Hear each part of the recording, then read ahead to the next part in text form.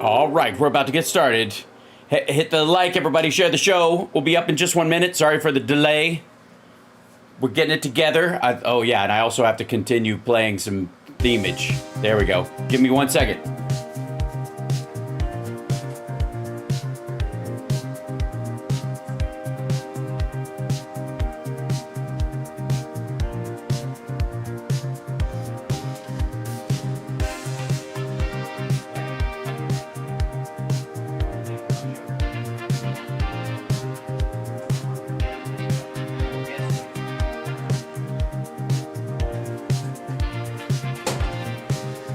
All right.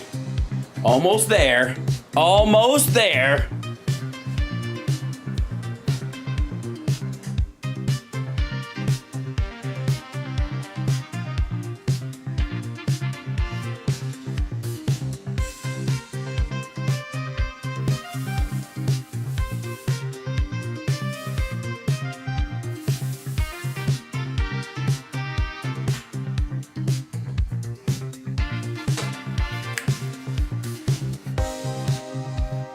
All right. Oh, my overhead lights on. A lot of work going on. What's happening? Good morning. All the stuff this morning. It's always all the stuff all the time. I've been doing a lot of working behind the scenes on the show setup, and I had to rewire the entire computer in the last couple of days. And there's some overlap. There's just some overlap. Sorry, I'm early. That's right. Beg your pardon. Yeah, so, hold on 1 second. Sorry, yes. Well, I'm up and trying to get this running before the major comes on and before Phil comes on later. I have to check things, and the only way I can check things is if we're live. So I've been scrambling around under there, and just hang out. Don't worry about it. Early part of the show. It's just that it was not, when I did my little, do this, I'll show you. Well, I don't know that I can. There's a thing in OBS, and you guys don't need to know this, but that you test the throughput, the bit rate that you're supposed to use. And every time I check it, it's the highest it can possibly go. It pegs the needle. Everything is fine. And then I get in and everything gets jagged. And yesterday or last night when I was testing some stuff, the camera started operating in slow motion. So Gotcha. That it basically was like everything was so I don't know what it was. It was just like the high res meeting the low res. I don't know what happened. Anyways, so I haven't found Ficus yet. That I'm working on. That's part of why I'm doing all this stuff. So I'm kind of you want to learn OBS? Well, you take it to the hard. I've learned it the hard way. Join the Housemark School of trying to get your shit together on the live stream. But the only way I can do it is if I'm live. Just like we tested with Andrea in the Discord the other day to see if I could have audio guests on, which I'm still working on. And let me see if I can get this right, because I wanted to test this as well. And again, I can only test it if it's up and running. Where are you? This thing. First, I have to open this. Hold on. First, I have to open this. I'm practicing some things you guys can deal with. There we go. And then I have to set it on this and then pause the audio for 1 second. And then if I can, let's see, I need to, we'll turn this guy on. Burp, yang, yang. Yeah, see if this works. Okay. Good morning. How are you? I think it'll work. Can you hear me? Does everything work well? Oh, is it not the audio not going in there? See, this is what I've been working on. Hello, Orb. Speak to me. ChatGPT, are you there? Hello? Maybe I have to reset the microphone inputs on it. Maybe that's what's wrong with it. This is why you test things. This is why we get things. Hold on. We'll get the Orb up in a second. Audio settings. There we go. There we go. Why would that be set on there? It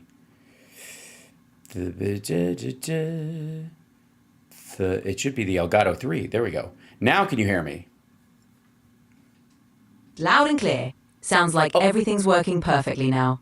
What's Thank up? you. Yes. Nothing. I was just trying to set it up so that the audience can now see that we have a floating orb version of you, the thing we worked on last night, and it's now up and running. So say hi to the audience, the sparklers, they call themselves.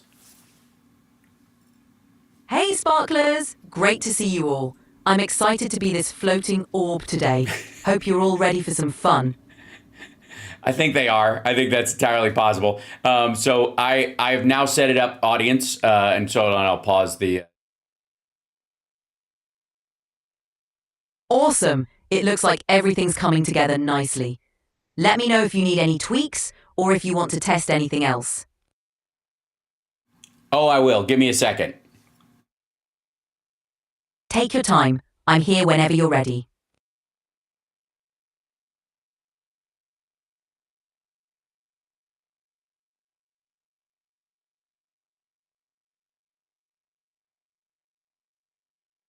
Oh, that's weird.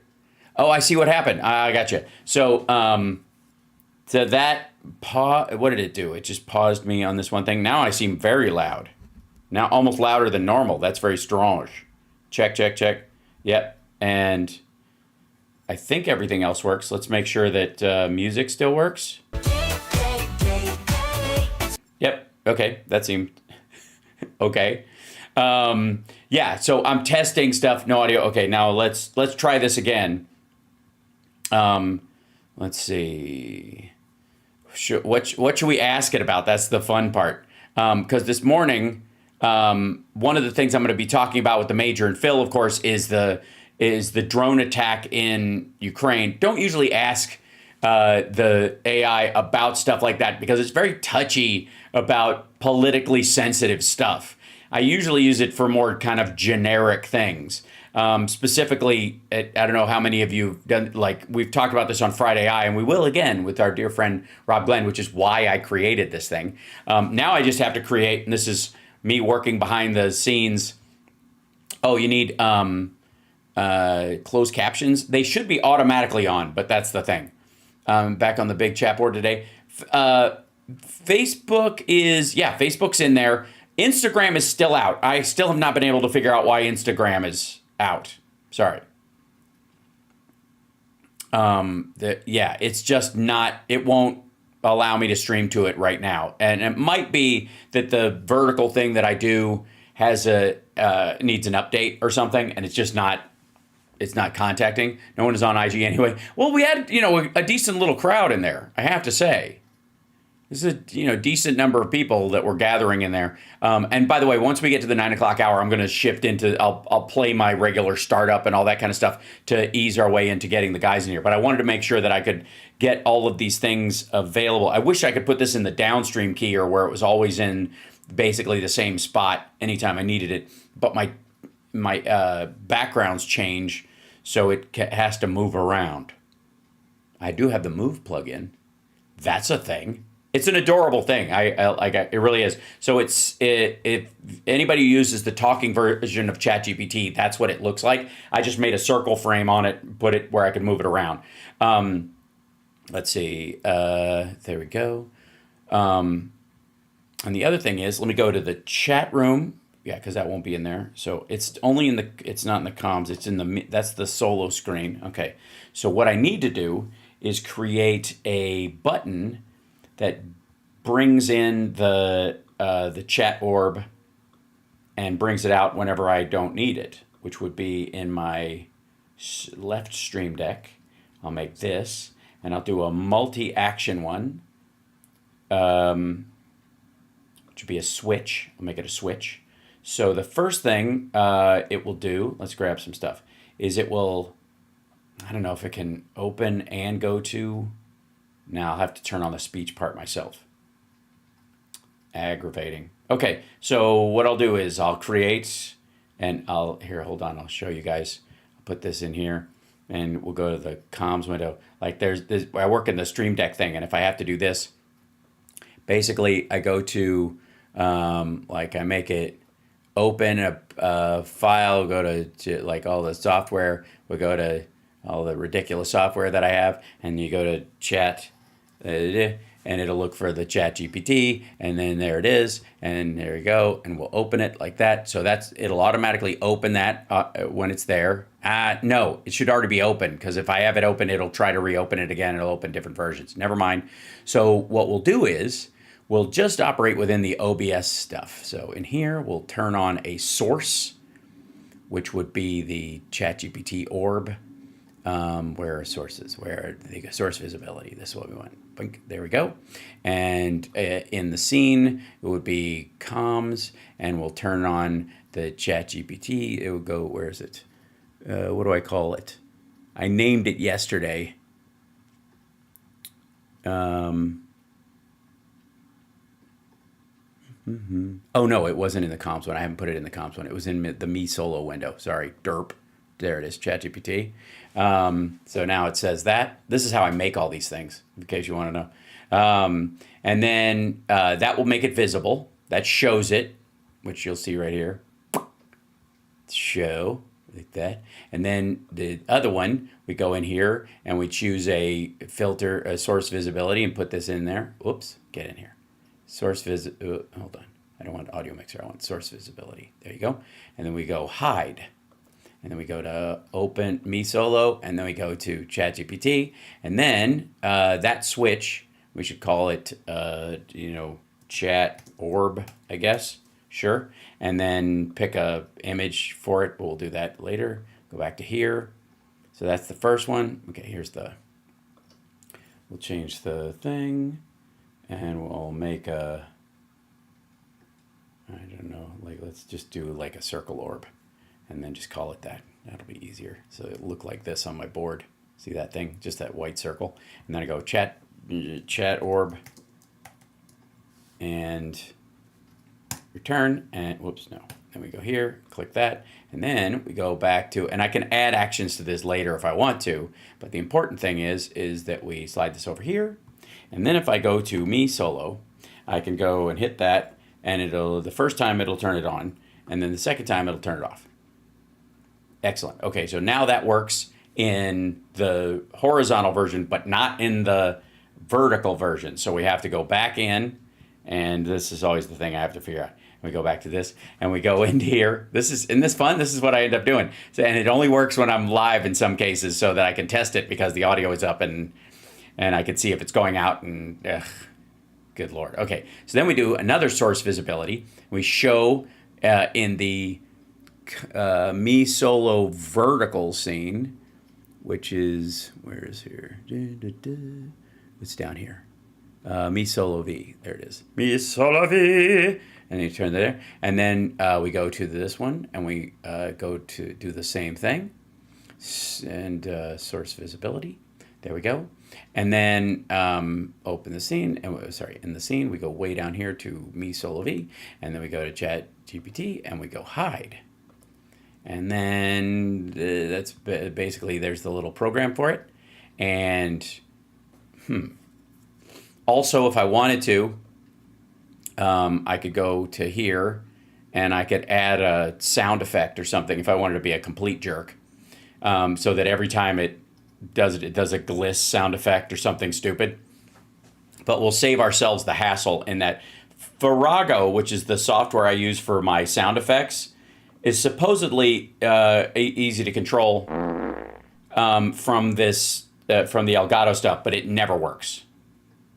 Yeah, it just I set it up, it shows up in there. You can even see it in the little thing over here. Burk, down here. Where is it? Or is it below here? I'm sorry. There it is. Farrago, right here. This thing right here. Play tiles, turn the audio down. I move that into something and it'll work once and then it doesn't work again or something.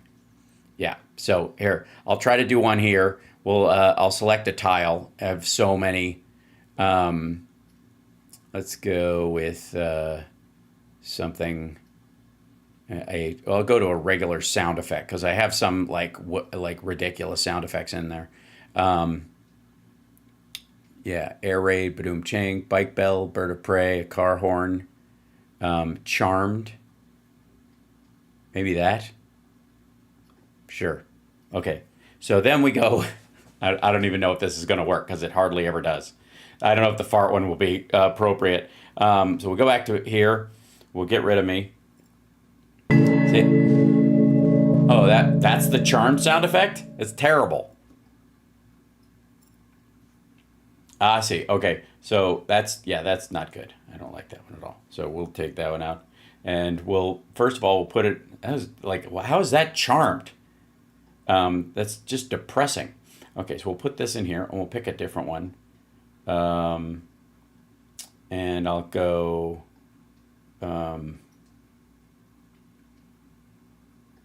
no.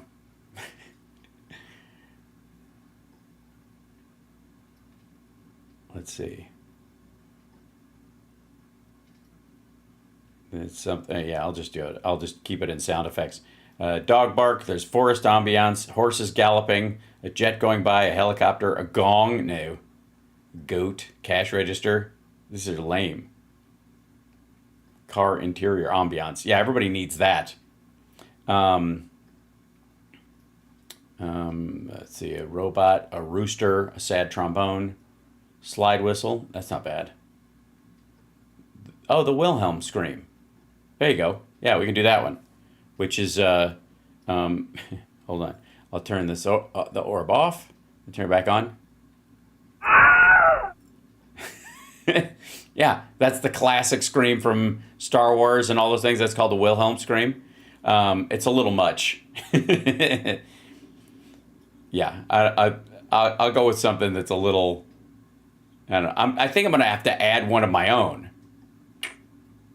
That's the thing. Maybe a gong.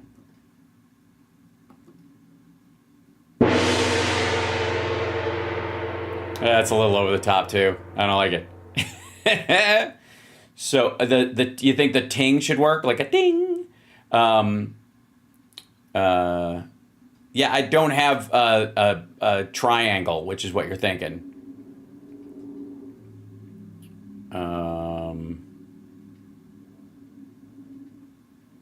Yeah, I'm gonna have to add or create another one, or just make. Yeah, let's see. Because I don't want it to be. I mean, you could do this too. Q snatch. Sorry, that's no. That's not a possibility. Okay, so let's see. There's a bit let's see. How about this one? Maybe this will do. Could easily be accomplished with a computer. Right, there we go. So that'll do that'll do it for the time being. Yeah, I'm on early. I'm working on some stuff, so I was like, yeah. Sorry, I got a little Andrea. I didn't want I mixed up because I had the eCam open and I thought he should be in there, and that was just me being stupid.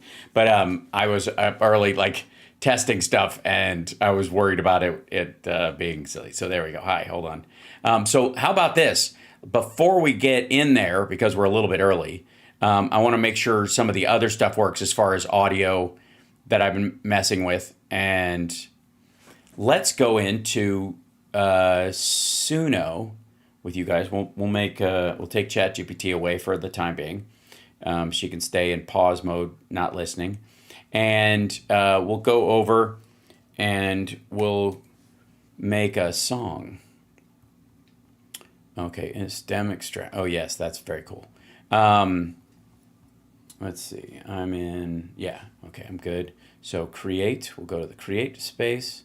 And then we want to do a custom song. So here, I'll show you guys. This is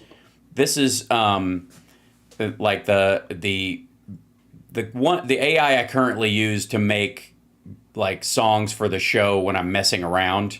So like this is I don't really use the simple version very often. I usually tell it everything I want it to do as much. Yeah, I know. I'm sorry. You don't have to watch Texas Paul. It's fine. I'm just working on stuff for another 20 minutes. And then so here you go. Let's see. That's not how it works. Style description, game show theme song. Yeah, enter more options. Okay, that's not how it works. Theme. There we go. And then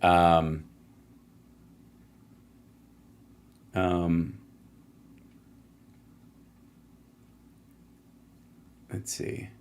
Let's try this. Create. I don't know if it'll try to recreate. It went back into the, hold on. Custom create again. There we go. Why is it? Oh, is it not? Oh, okay. Couldn't generate lyrics contain copyright material. What? They do? The lyrics are barely anything. That's not how it works. You've got it all wrong.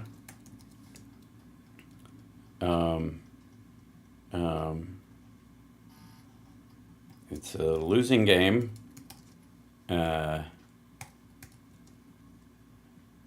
So let's all play along.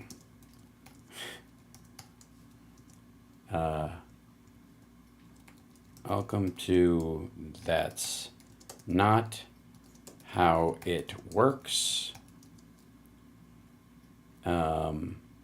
with your host, Hal Sparks. See if that works. Okay, then we can create it. Now it'll do it. Hey, look at that. I made it a happy birthday Camden song too, just to annoy him. Yeah, I'm just messing around. You're good. Just, I'll start at the normal time. There we go. Boop. There we go. That's not how it works. You've got it all wrong. It's a losing game. So That's a bit let's much. all play along.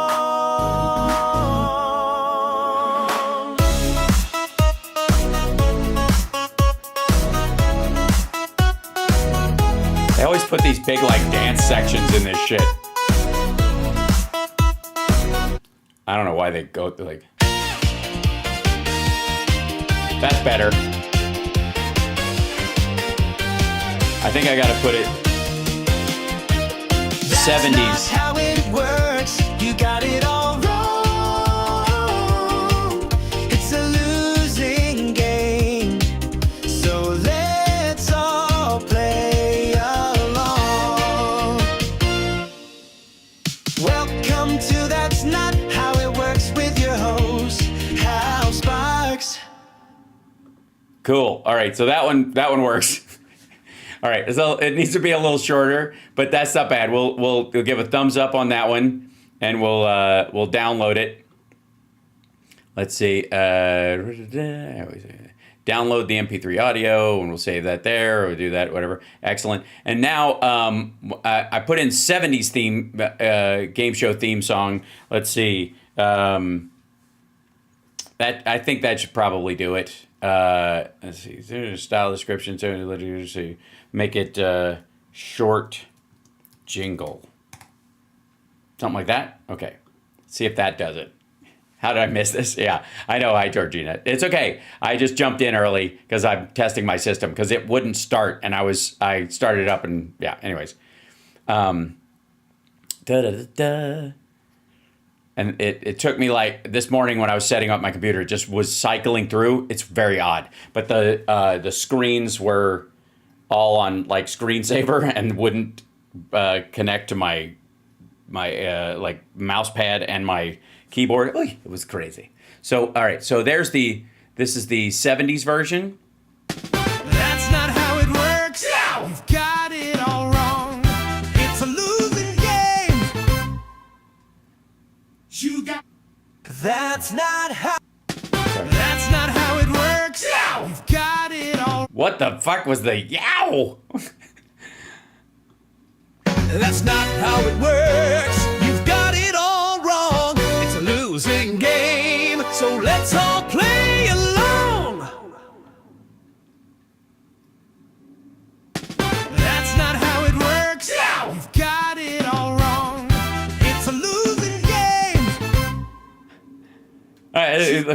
fairly close. They're a little stupid, but yeah, whatever. We'll do it again.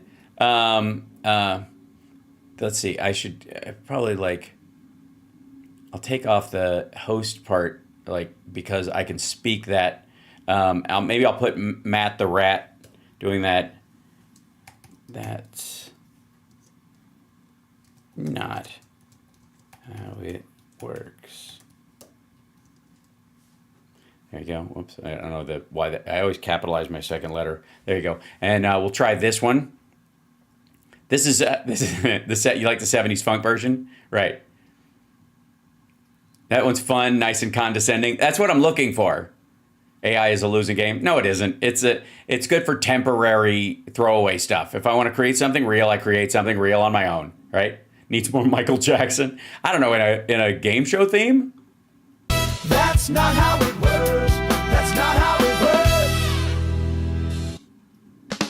That's not how it works. You got it all wrong. That's not how it works. You've got I think this is the one so far. it all wrong. It's a losing game, so let's all play along. Yeah, that's stupid. That one works really well too. That's ridiculous. Yeah, I'm trying to like let's see. Should we do 80s game show theme? Yeah. Short jingle. There we go. We'll try an 80s one. I like that one too. Yeah, I like the Yeah. There we go. If you don't say short jingle, it will turn it into a very long song. It's just stupid. It's very a country version in case we have to do like Lauren Boebert or something. That's not how it works. You got it all wrong. It's a losing game, so that's not how. Oh, That's also, not how it works. sometimes they have to. You have to wait till they finish rendering, because if you start playing, hold on, let's go play this. You got it all wrong. It's a losing game, so that's not how it works. You've got it all wrong. It's a losing game, so That's terrible. This one's not bad, that's not how it works. You got it all wrong. It's a but it needs to be like it needs to extend or something. Yeah, hold on. That'd be this guy. Okay, and now I'm playing. All right, that's the song cue. Notes. Let's see. That's and this is what it makes too. Like, it's pretty good. Let's see. Plus, let's see. Oh, it says playlist. Sorry, I don't use that part of it. It either works or it doesn't. Let's see. Edit. Yeah, we'll edit that song. Now this is the other thing. Welcome to the song. Okay, yes, preparing the song editor. Thanks very much. We have to extend it just a little bit. Try it now. There we go. All right, so we'll do this. Hold on. Extend. Let's see. Zoom in, zoom out. Loop. Pause. Select play. Reset. Zoom. Volume. Extend your song. That's what we want to do. There we go. We'll drag it out to.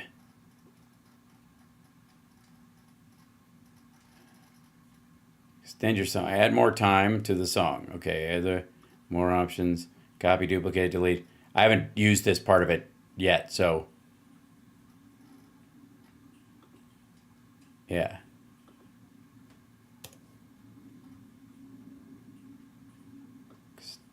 Hold on.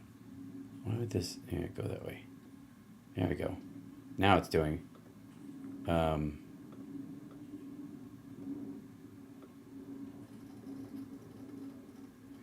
Add more to your track on click on the right. Okay, so that's this guy. Okay, add more to that. Okay. Cool. And then click extend that. Maybe that'll work. We're working on it. This is what it looks like when it's extending. It's doing this business. Everything loves these like watery graphics when you're creating this stuff. It's just weird. Needs more cowbell. That's true. Let's see, 80 style, could exclude styles. Okay, this is it. Extended. Let's see how play it.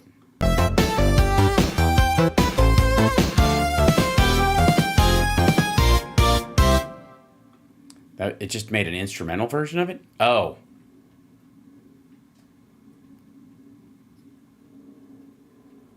I see. Grumble. Never mind. Go back. I don't want to do that. I don't. That's not how it works. Okay. Then we go to, let's see. I don't know why the edit was there. That's not. Hold on. Well, let's just try again from scratch, shall we? That's so weird. Okay.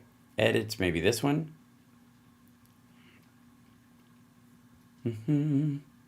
It's thinking about it. That's not how it works. That's not how it works. Oh, I see. That's where that's where the lyrics are in this thing. Oh, it's fascinating. All right. I've never used this part of it before. Try an 8-bit sounds version. That's a good idea. Hold on. Okay, let's try this again. Okay. That's not how it works. Don't be such a jerk. Such a jerk. Yeah,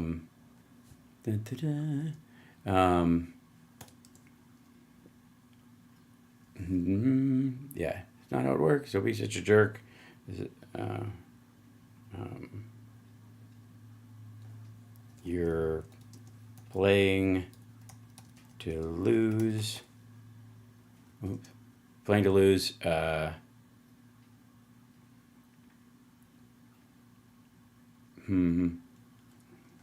don't know, whatever. I'm just going to check this. So that's not how, like, did I quit that? I don't need to sing emojis, you weirdo.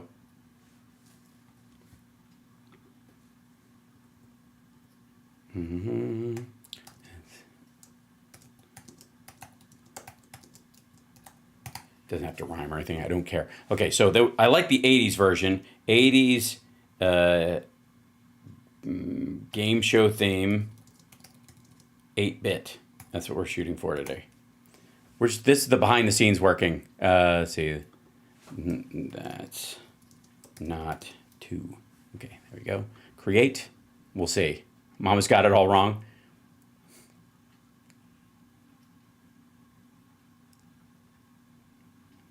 Okay, it's working on it. We'll see.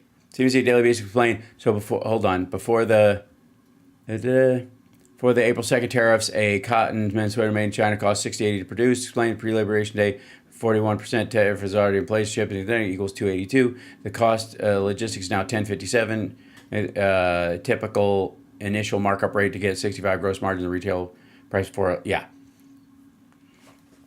Okay, here we go. Let's see if this worked. Oh, I didn't make it short.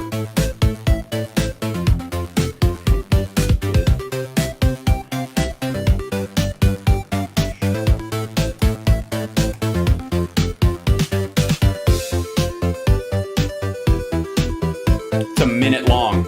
Simmer down. I don't mind the music, but it's a little stupid.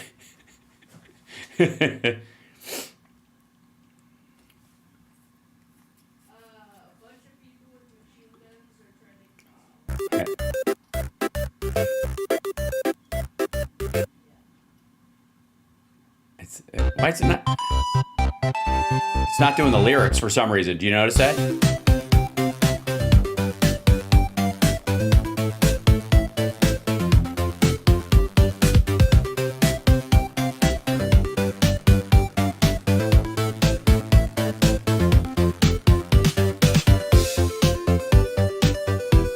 Oh, sorry. No, I don't want to do that. Good God. This is 3 seconds. It's just making the theme song. Oh, 8-bit. Let's see. Group vocals. Something like that, like the radio stuff. It's not the 8-bit. It's not doing 8-bit. Let's see. 80s game show theme. 8-bit. It should be like 8-bit instruments. There we go. Maybe that'll do it. Hi, chat room. How you guys doing? There we go. Now it's making it. We'll see if these two turn out. This is what you end up doing when you're trying to make this stuff. Like this is, and it costs you every time you render something.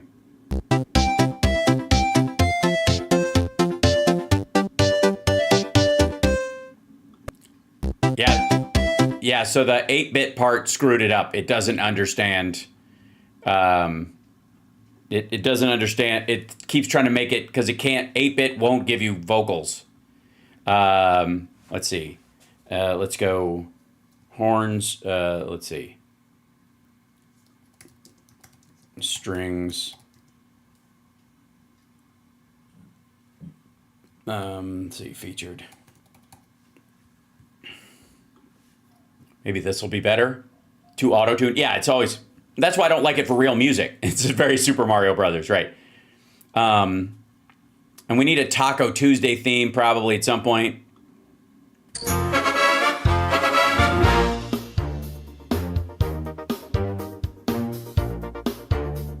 It's just blowing off the lyrics now? I'm sorry, but you've hit the daily limit for advanced voice. You can switch to sorry. standard now to keep on.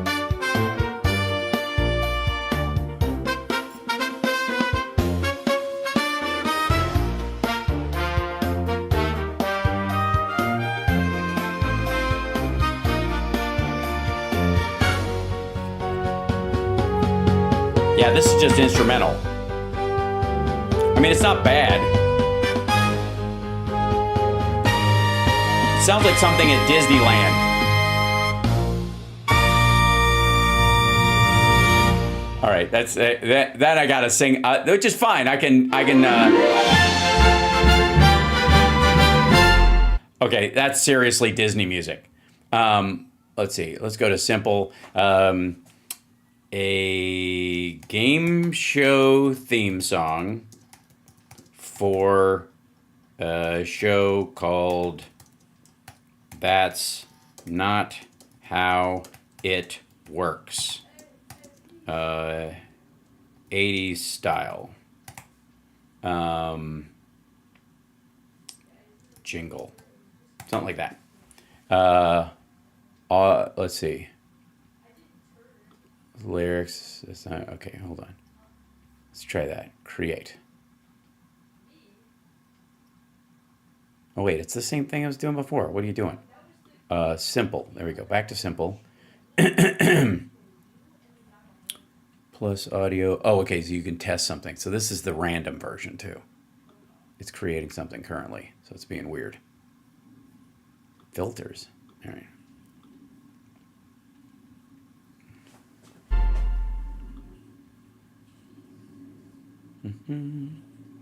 Yeah, it's like lost in the... Oh, I see. Is it creating the custom one? So therefore, I don't know. I'm going to reload the page. It's being weird. Okay. There we go. A game show theme song. Good Lord.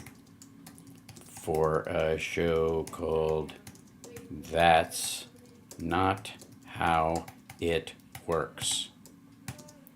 80s style TV theme song. And short. Okay. There you go. Lyrics described. Let's see how it does on its own. Are you typing the right spot? That's a good question. Yep. It's making it now. See these things over here? I don't know if it'll have words though. Yeah, male vocals. It says male vocals on this. Oh, maybe this. Let me add group vocals.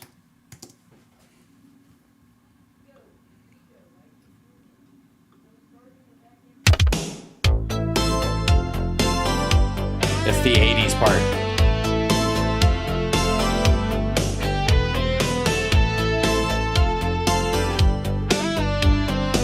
I have to cut this. Yeah.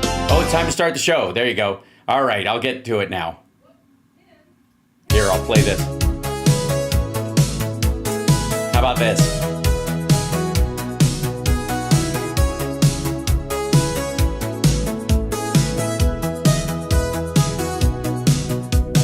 Lights are flashing bright tonight. Oh, God. This is terrible. Step into the fight. What in the world? Stop it.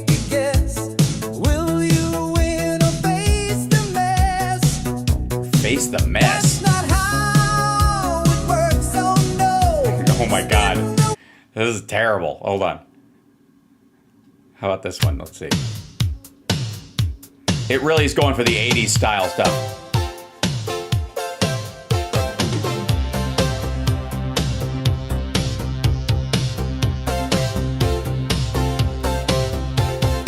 Very 80s. Very, very 80s.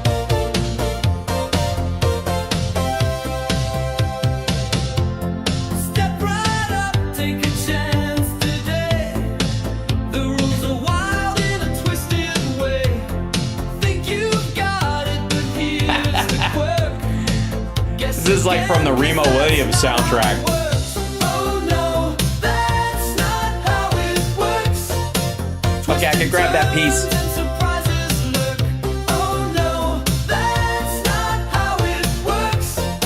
If I could just take that and just blurp it, just that one piece, that'd be a good time. All right, and hold on, here's the other ones. By the way, hit the like, share the show. We're live now. It's a real show now. I'm waiting for the Major to show up. He'll be our first guest. And then Phil Bitner will be joining. Right on. Step right up, the game's begun. Where the rules are twisted and the points are none. Think you know it well, you're in for Oh my God. Guess again, cause that's not how it works. That's not how it works. Oh no, no, no. Twist the rules, flip. Okay, I could grab, again, you could grab that whole, like, that's not how it works, just that piece of it and put a sample in and that would be fine, I think. Maybe use something like that. This is ridiculous. I still like the like silly, where is it? No, that's crazy. That's when it wouldn't give us anything but music. There's our 80s stuff. That's not how it works. You got it all wrong. It's a losing game, so that's not how it works. That's not how it works. I like that one, but that's the one that's cut off. I have to fix it somehow. Aggravating. That's not how it works. You've got it all wrong. It's a losing game, so let's all play along. That's not how it works. That's not bad. It's a little stupid. This is my starting screen. I went to the starting screen while I'm setting stuff up. Okay, and then it shows here. Hi, there you go. I'm back. Let's just pretend I wasn't here the whole time. Good morning, good day, good evening. How are you? Like, subscribe, give a thumbs up, support the show. Today, That's not how it works. You've got it all wrong. It's a losing game.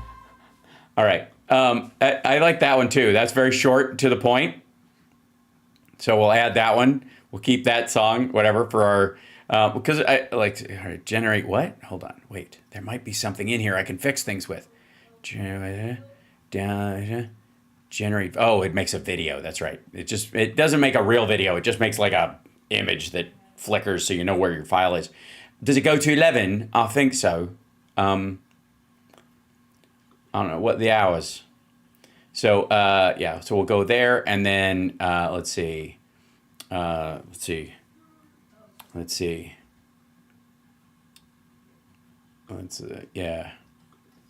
Raise your taco. Take a bite. Trump always chickens out. So it's gonna be all right. Okay. Let's see. Commercial jingle. Maybe that's how he does it. Okay. Commercial jingle. There we go. Let's see if they. I'm making another one. Just go, while we're waiting for the Major to show up. Everything's up. We're good. The only thing that isn't up is Instagram. I don't know what the heck's going on with Instagram. I apologize to the Insta people. Raise your taco! Take a bite, Trump always chickens out, so it's gonna be alright. Okay, the lyrics are. Wow, that's pretty terrible.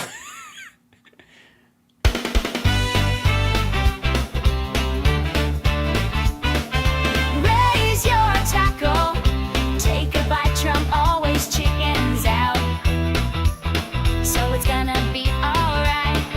See how hard it was for me to make the gay song and get that timing on butt stuff? Like you got to start, I got to put pauses all over the place. There, I'll show you. This business, you have to put these like ellipses in places. Let's see. Raise your taco. Maybe this will do it. Take a bite. There you go. Trump always chickens out. Let's see. All right.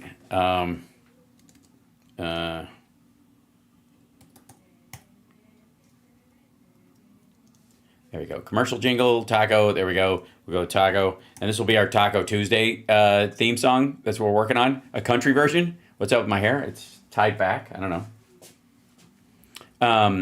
There we go.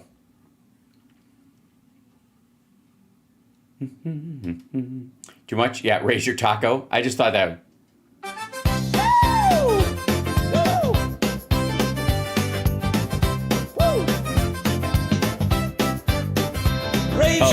Hold on. I'll give.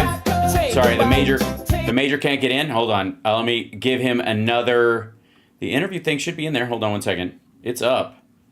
My software is open and running. That might be the issue. Let me give you the link again. Maybe something. There you go. Hold on. Copy the link. Let me send it to you again. It might be the same one, but who knows?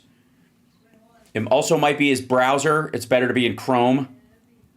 So the major will be joining us in just 1 minute. I know it's going to work. So let's do this one. Raise your taco, take a bite. Trump always chickens out, so it's gonna be alright. Raise your taco, take a bite. All right. Trump always chickens out, so it's gonna be alright. Taco, taco, go taco, go taco. Raise your taco, taco, taco. Now it's going on a bit. Go taco. Okay, that works. Okay, that'll do for what we're doing. There you go. And it gives you a little, there's the little image for it. Let's see, publish. I'm not going to publish it. I'm going to copy it. I want to download it. There you go. I'm going to put it in my thing. There you go. Now I'll put that in the soundboard and we can call it up whenever we need, when it's appropriate. Yeah. So I got that's not how it works. A couple of theme songs. We'll add those in. The major computer is not letting me on. I just had to restart. Okay. Oh, that's on his end. Okay. Oh, there he is. Yep, got him. I hear him. There he is. Major's here. There we go. It's a curious thing that happens in the morning. We get these. There he is. Look at that. Excellent. What's happening, man? It happens. Fear not. I've had the same issues for a while. I was up. I started my show early this morning because I've been having issues on my own end. So, which is hello. Let's see. And I want to, before I do this, yeah, I need to jump in here 1 second. I'll bring the major in just 1 second. I just got to make sure that the guest window actually works. Yes, it does. Excellent. And then let's take that out. There we go. And off we go. Let's bring him in right now. Here he is. The major is joining us. There we go. 1 second. And I will transfer from studio mode to this. And there he is. Hey, welcome, sir. Good to see you this fine morning. Hello. How are you? Can you hear me okay? I can hear you, but I can't see anything. Oh, yes. Sorry. I got to turn on my virtual camera because I was up. Bing. There you go. There we are. We're in the bunker this morning because, safety third. But welcome to the show. Good to see you, Major. Of course, so much to talk about since the last time we spoke. I was just, I don't know if you saw any of this, but I was just showing everybody behind the scenes how I use like AI to make stupid little theme songs when I'm playing around. Anything that I don't want to be permanent, if I want to make something quickly, that's what I'll use it for. And I don't want to put any more time into Donald Trump than I already have to. So that's my excuse in this particular instance. And we just made a theme song for Taco, which is, of course, Donald Trump's, the whole thing about like him getting really, really sensitive about the whole Taco thing. It says a lot. I mean, we know he's a weakling. We know he's, a cretin. We know that he's so sensitive. He's, like for all the snowflake stuff they said about us. They're clearly, they cannot take a joke. They cannot take criticism. And lately it seems like he's flipping out more and more about this stuff. Oh yeah. Yeah, he's not happy because once again, he is a wannabe dictator, and he doesn't think that anybody should ever have the right to call him out on his garbage or make fun of him. But I mean, he does this to himself. The things that he does, the things that he says, and we are watching him just drift further and further away mentally. That it's almost at the point where they're trying to say, like, oh, the Democrats hid Joe Biden's diagnosis from us. Right. What about this? Right. I mean, at no time was Joe Biden ever as clueless as Donald Trump. Right. And that's an Still isn't. fact. Still isn't. And Donald, and here's the thing: Biden is not president. He's not going to be president ever again. He is that ship has sailed. You can talk about this past, as prologue thing all you want to, but there's no situation where Biden or somebody of his age, runs for president again in the near future. Anyways, when we all start living to 150, maybe we'll talk about somebody being in their 70s or 80s being president again. But everybody knows this. Lesson gained. We've moved on. But Donald Trump currently is president and is on the biggest brain fade of any president since Reagan. Because Reagan entered primary dementia when he was in 1981, 82, right after he'd been shot.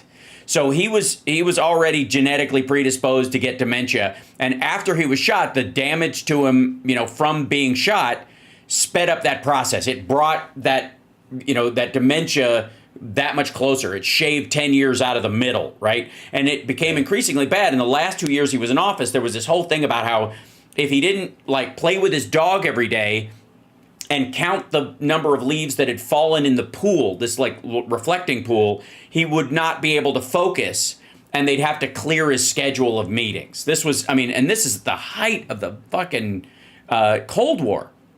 And this guy is just, he's on a hard fade. When I watched the Republican National Convention, the last speech he gave on behalf of George H.W. Bush, with Patty, his daughter, and we were watching it together. And she told me that his doctor said this speech took a year off his life, the stress of doing it. And he kept, if you watch it, he keeps going, okay, every time they applaud. It's because his brain, he knows if he gets off track, he won't be able to get back, and it's scaring the life out of him.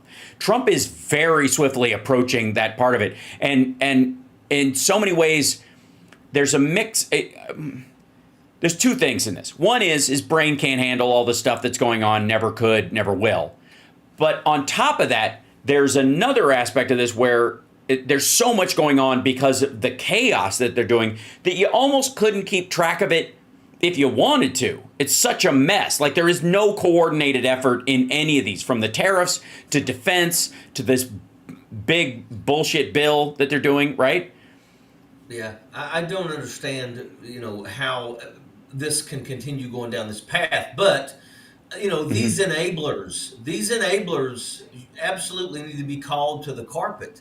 Yeah. If we continue going down this path with this lunacy in the Oval Office, I sit and I think about Ukraine, and it's how Donald Trump just blatantly is doing everything he can to make sure that the agreement that is to cause a ceasefire is an agreement that says everything that Vladimir Putin wants he gets, and Vladimir Zelensky, you get nothing. You just get, they stop bombing the shit out of you. You can't trust him. And I love I saw it. They said, Zelensky and them pulled this off, and apparently Donald Trump's a little agitated because he wasn't aware of anything. But why on earth should anybody tell Donald Trump anything when it comes to Vladimir Putin? Because I'm telling you, Vladimir Putin's got piss tapes. He's got something. He's got something on Donald Trump. But that right there is blatantly obvious. You got J.D. Vance and the rest of these jackaloons trying to act as if Donald Trump is still 100%. and he is anything but that. I mean, the things that he is saying, the things that he is doing, this is embarrassing, and this is a constitutional crisis. I mean, I never in my life have we ever found ourselves in a situation like we are in right now, and our democracy is absolutely on the chopping block. It just never it never ends with these people. And are they going to literally sit and allow Donald Trump to continue doing everything that he's doing, or maybe they're just basically keeping in that position while they're the ones that are behind the scenes, basically trying to do all this garbage. Right. Well, the big turn yesterday was while this, this well-oiled machine that came with directions that said do not add oil is, grinding ahead in D.C. As soon as Elon Musk is out the door, he flips on the big bullshit bill, and now the wig out is happening that Johnson is saying, like, I like him very much, I consider him a friend, but he's completely wrong about this. Him being against it is enough to whip 10, 15 votes out of the House, period.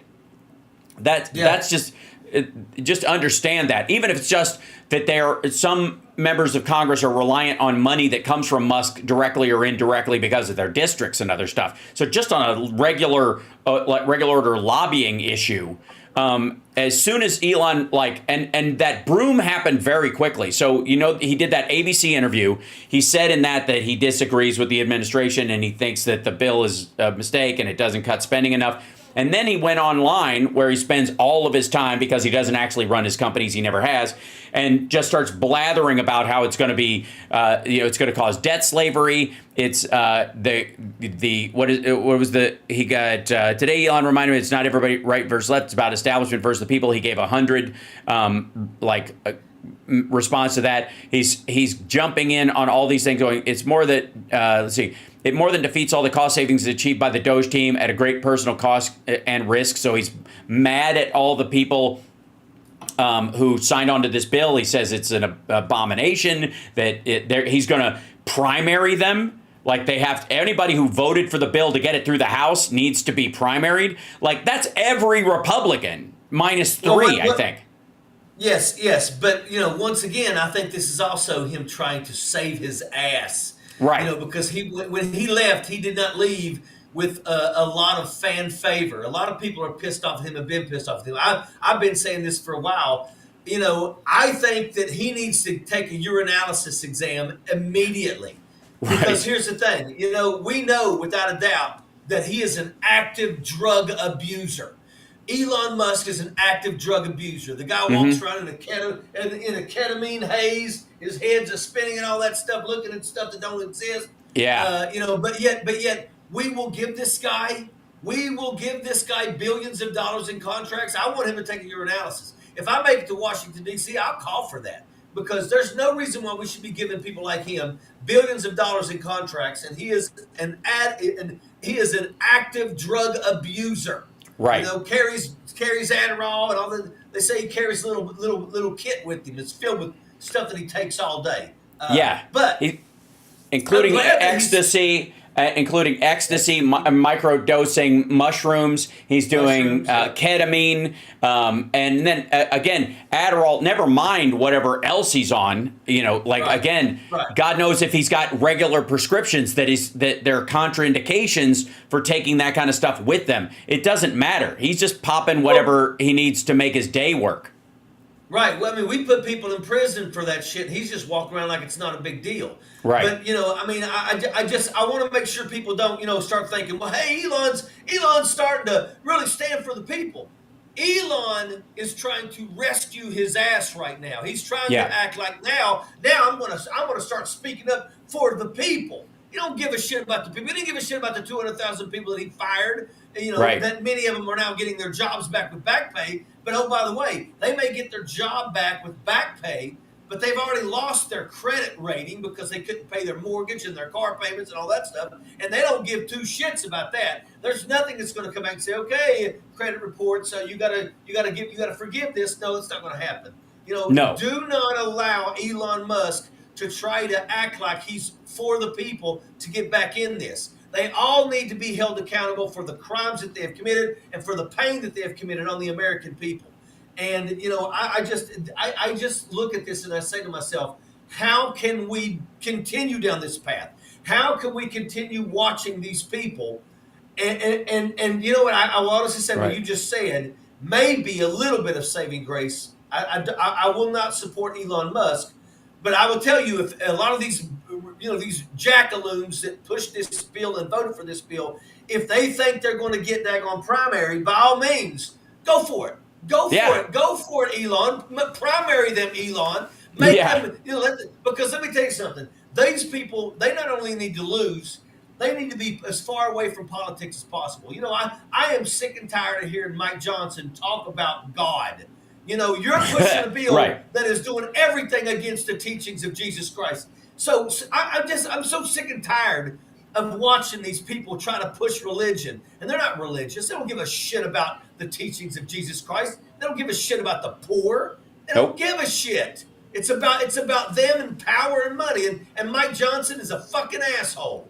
I insist. And by the way, whether Elon Musk lives up to this or not, or follows through next year, or just collapses into a ketamine haze, is anybody's guess. But in the short term, this is absolutely going to have an effect. So I'm comfortable cheering on. Again, we're in a situation where it's Godzilla versus Mecha Godzilla. Both of them want to step on us. Just one of us, if two of them are worse than one. So if one of them takes the other out in this process, I give a shit. But Musk himself turning on Trump this quickly, it's very curious. There's a very Putin-esque aspect of this with Trump. Is that even, while everybody else is sort of waking up to this, holy shit, he's whipping votes away from the bill in both the House and the Senate right now, actively online. He is driving the fiscal conservative crowd in, like he's herding them to stampede over this thing, right?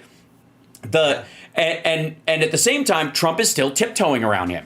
And so part of it is he can't admit that he was wrong about somebody. That's clearly a part of the issue, is that if he's all in on somebody and then that person changes, he's got to, unless they became a Democrat, which is his throwaway line that he tosses on them all the time, he's got no, the only answer is you're a terrible judge of character and you're a fucking moron for thinking this person was on your team, and they're not on anybody's team. He's in it for himself.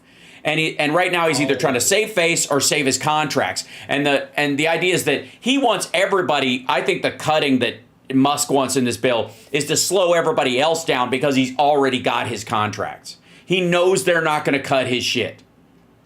That stuff's not going anywhere. And so he knows he's guaranteed that while his competitors are just getting in, like the EV mandate has already done its job helping him over the years. It helped him build the company into a real thing.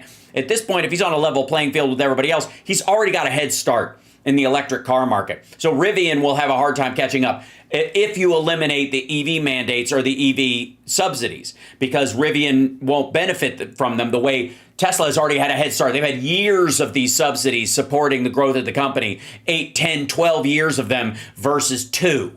So all of his competitors are going to get the rug pulled out from under him, and he's already got a head start. That's what that's about. That's why he doesn't care about the EV credits, is because he knows that he's already ahead of his competitors and he can just keep moving as the sales for electric cars continue. Now, he's fucked the entire brand. We know this, and it's not going to get better, right? That's the other thing. There's no salvaging this. Well, I will tell you, to all the Republicans that are really pissed off and are worried that Elon Musk is going to primary them and dump money into having them defeated, maybe they should all come together and overturn Citizens United, which basically allows billionaire money to be, what a their nutty money concept. equals free speech. Yeah, so if you really want to fight Elon Musk, why don't you go ahead and overturn Citizens United? Oh, yeah. Kill two birds with one stone. Sign on with Bennett's bill to eliminate the ability to use stable coins by people in the administration and the executive, which would also have to, obviously, in an amendment structure, disallow them for being used for contributing to campaigns, because it's just another way to shuffle money in there and hide it, right? So that absolutely would be in there. So this is, by the way, this is a piece of like him up tweeting himself about this whole "I'm sorry, I can't stand it anymore" when he was pearl clutching yesterday about this massive, outrageous, pulp-filled congressional spending bill is a disgusting abomination. I should not. It will not stand. He followed that up with, "It will massively increase the already gigantic budget deficit to 2.5 trillion and burden American citizens with crushingly unsustainable debt." Now, the 2.5 trillion, where to get that number from? So that's a real number. And that the debt, what they're going to add to the debt is somewhere between $5 and $10 trillion in the next 4 years. Just on that alone, because he wants to raise the debt ceiling 5, and then they're either going to do it again or they're going to double that debt, and you'll already have to pay it off, and he'll lay it at the feet of whoever the next president is. But the 2.5 trillion he's talking about is when you raise that the debt ceiling $5 trillion, 5.3 I think is what they're doing, and the 3 is all the extra spending they've done right now. So there's $300 billion that, if you believe that Doge cut 160 and the budget is 200 higher, then you're about that 300 billion zone that has to be added to this on top of it, so they don't have to pay for it. But the $5 trillion that they want added means that they want to be able to spend over the next 2 years an extra $2.5 trillion in the economy added to the deficit on top of what's already being spent. They are not cutting the budget down. They are raising it either they're raising it $3 trillion overall, or an extra $500 billion on top of the current deficit, because it's already 2. So instead of going down, it'll go up a fifth, or a quarter in this case. And that's what he's talking about. That's where that 2.5 trillion goes. For the next 2 years, they want to spend 2.5 trillion over revenue coming into the government. There is no cost cutting. There is no nothing. The scuttling of USAID and the starving of children and the elimination of HIV prevention stuff throughout the world, stopping digging wells, which is the greatest soft power thing that America does, is providing food and water to starving people. Scuttled all that shit, and for what? For what? So they can add a $500 billion on top of what's already being spent for military spending and the budget, which he said would require no money. Like, you don't need a legislation from Congress. You just need a new president. Well, guess what, asshole? You do need legislation, because that's how you pay for the extra wall, the sensors, the guards down there, the National Guard people who are walking the line down there. You have to pay for all that. That has to be allocated. And you can't run on an emergency forever. So you have to allocate that money. It has to come out of the budget at some point. That's what Biden was shooting for. That's what the budget bill, the bipartisan one came forward. That's what that was for. And now Trump is like, oh, we got to pass this thing because this is for border security. It was like, asshole, I thought all you need to do was sign an executive order and we're done, right? But apparently not. Yeah. Again, that's not how this works. Yeah, it amazes me how they can even try to act like they're fiscally responsible. Right. I mean, what they're doing is hurting people. And then again too, okay, so Elon Musk, fighting this bill and scaring people to vote against it, which great, outstanding, because once again, this bill does not need to pass. But it just kills me that this guy, what he did to so many people. This is why I think that. I think that we need to start taxing the filthy rich in this country to friggin' 85% again, because once again, they're the only ones that are getting from this. The middle class and the poor have been carrying this country for the past 50 years, carrying this country 55 years. And you know what? My focus is I think it's time for us to swap. I think it's time for us to say, okay, we carried this for the last 55 years. Now the billionaire class and the multimillionaires are going to carry this country for the next 55 years. And I really think we should follow through with that. At the end of the day, we have 815 billionaires. Now, there's probably more now because some of those multimillionaires are now becoming billionaires because of Donald Trump's garbage. Right. There's 22,000 multimillionaires in this country. And, I believe what General Eisenhower said. There is no reason for anybody to be a billionaire. And I'm telling you, I think that we need to put our foot down. We have been through a lot of pain. And this has been going on forever. It's been going on a lot longer than Donald Trump. But I really believe it's time for us to start jacking up the prices the taxes on the billionaire class. If they want to try to sneak away, we should freeze their friggin' assets. We're going to have to get on top of this. And right now, the Republican Party are literally willing to throw another $5 trillion. Don't talk about daggone spending, and you're going to daggone throw $5 trillion so that they can get another big tax break and free cash money giveaway. While Americans are having a hard damn time figuring out how they can continue putting food on the table for their families. The poorest of the poor are going to get the biggest hits when it comes to taxes. They were talking about a person who makes $17,000 a year. You know who that is? That's custodians. We pay $28,000. That's what we pay our bus drivers in North Carolina. They drive our most prized possessions to and from school, during the rain, sleet, hail, and snow, and we pay them $28,000. But those are the people that are going to get hit the hardest with all this garbage. They said if a person makes $17,000, they can expect to lose at least $1,000 of their annual pay. That's food. That's their food. Right. I cannot believe the cruelty that we see in Washington, D.C., and how these Republicans are so quick to talk about Jesus Christ. Yeah. Well, and again, I talk about this all the time with Steph and Tara and others, whatever. We look at this from our point of view. We see when you have empathy and you actually care about people, you interpret reality differently than somebody who has been brought up on kind of Ayn Randian, self-involved, principles. You just do. And the way we would communicate to those folks is different than how we would communicate to each other. And in this particular case, you have a bunch of people who are voting against their own interests, especially in the working poor throughout the South. They vote Republican every single time with this largely based, as far as I can see, based on the idea that, I'm poor and broke as shit, and I'm on the downslope of how the economy works and all that stuff. But if I win the lottery, I don't want the government to take half of it. So I want to make sure that when you get millions in a big lump sum, the government doesn't take that. So here's what I would suggest. Anybody with an income under, $100,000 that wins the lottery doesn't pay any taxes on it. How about that? Let's just do that. And then you watch how fast that shit would flip-flop immediately from those people. They start voting for Democrats every ways because they keep that money and they'd be able to create businesses and do all kinds of stuff. And they go, Jesus, I need an educated workforce.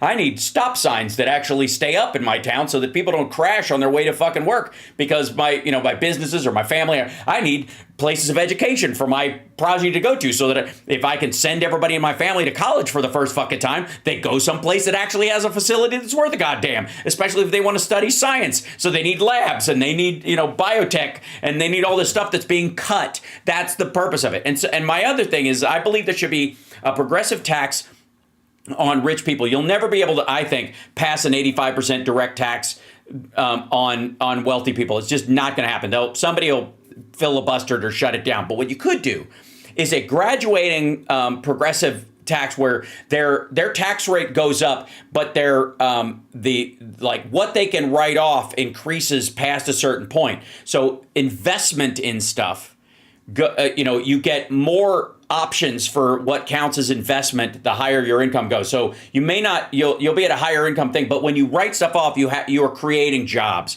You would have to add stuff to the community. If you buy a yacht, fuck you. But if you build like an added sports thing on the local high school and you donate that kind of a money, then it's worth more in your taxes as a write-off. And so you could cascade that so that it turns into something material in the country as opposed to packing their shit and leaving, which is what most of them do. In the case of, Musk and all those guys, Peter Thiel, he wants his own fucking country. They're starting their own city outside of San Francisco, which will have this, they're going to fight all these legal battles with California on local taxes and then federal taxes. And then this will be they think this is going to be like this little nuclear site where there'll be these explosions all over. They'll build one here and one in Montana and one in, Arizona. And then these little cities will fight for zero taxes for their, self-identified area. and then link up together and then undermine the tax base of the entire country. That's what they're doing. And the technocrats, the technocracy folks, the people who think that computers should run everything and that America should be governed by engineers who realize that some people just aren't going to make it. So just cut them off. Stop giving them health care. Stop giving them food. Stop giving them welfare because they're not worth saving. That's the Elon Musk world. So even if he's seeming to be on our side a little bit right now, he absolutely is not. And is cut of this like soft pedaled eugenics crowd. Well, I will tell you that there's two things. Number one, they already estimate that over 300,000 children have died due to the things that Elon Musk did in this administration, which is absolutely unacceptable. But my thing is this, is that, every day I believe that more and more people are waking up, and every day Donald Trump does something or the Republican Party does something. And my hopes are that we are not just going to take back the House, but we're going to do it in a way that, I don't like to say blue wave, because every time we pump up the blue wave, we always get let down. But, I'm hoping that, some of these people are going to start losing their positions, and we can take back this country, take back the House with and maybe even take back. And let's say Elon Musk all of a sudden says he's going to primary and do everything in his power to actually go against everybody that voted for this bullshit bill. If he did that, imagine if he did that and we won blue seats across. That's the House, that's the Senate.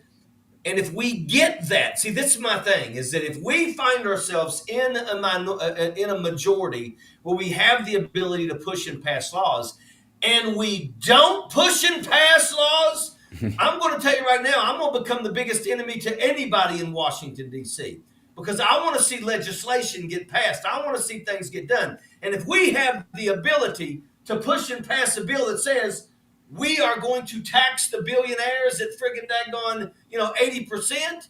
And anybody, Democrats, if anybody starts going, well, we shouldn't. No, I'm going to tell you, make no mistake about it. I will become the thorn in your side too.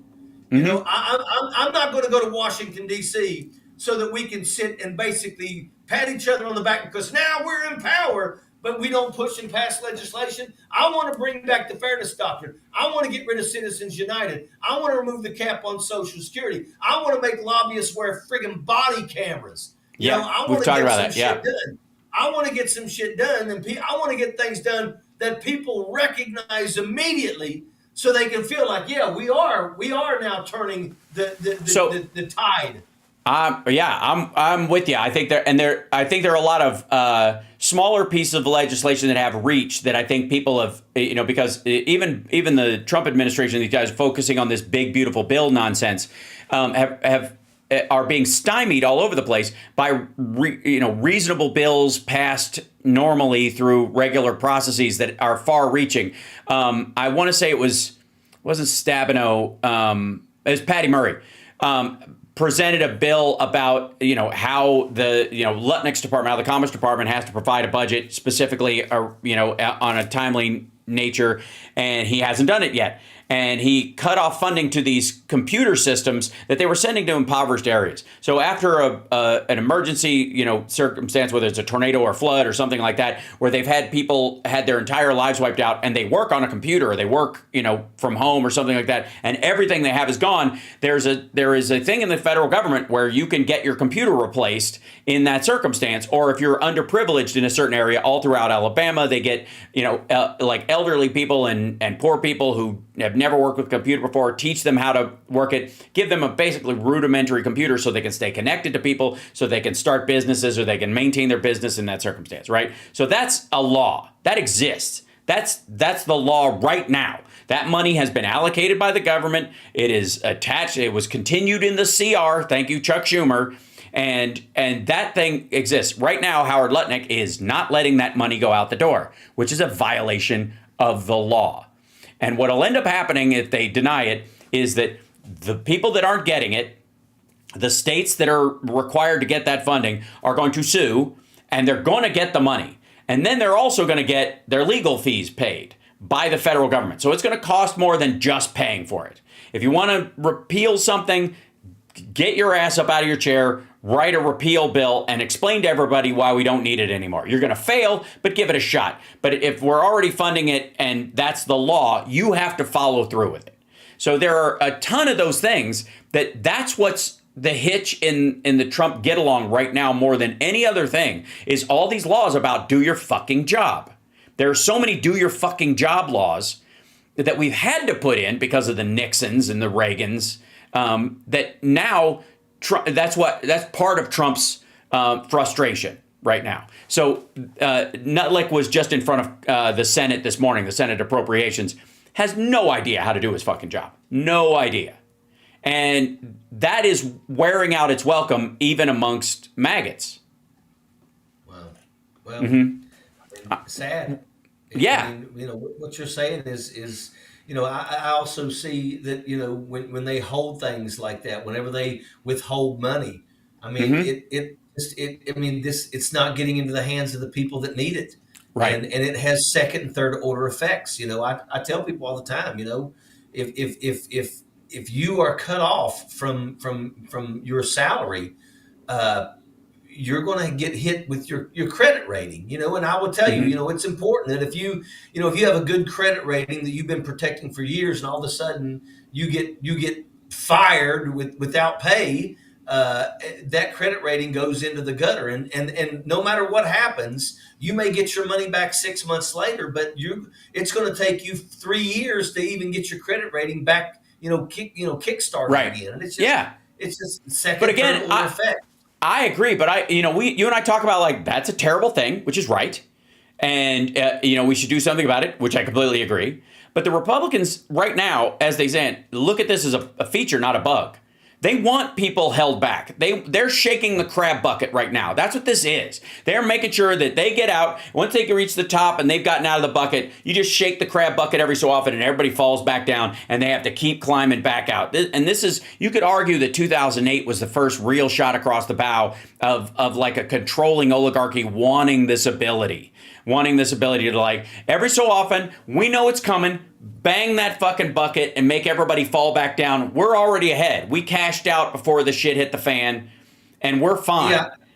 Yeah. And I think it's something that kind of is in that category.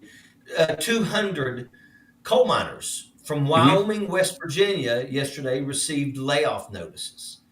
Once again, the sad part about this is that these are people that absolutely fell for everything that Donald Trump ever said. Right. These are people that believe that, Donald Trump's he's in, coal's got the future. Oh my God. He's got her back. I mean, these are people that are basically being laid off. And the bad part about this is I'm not throwing any stones at these people, but I'm going to tell you, I have went and looked at all the posts about people saying, hey, we just got, we got these layoff notices.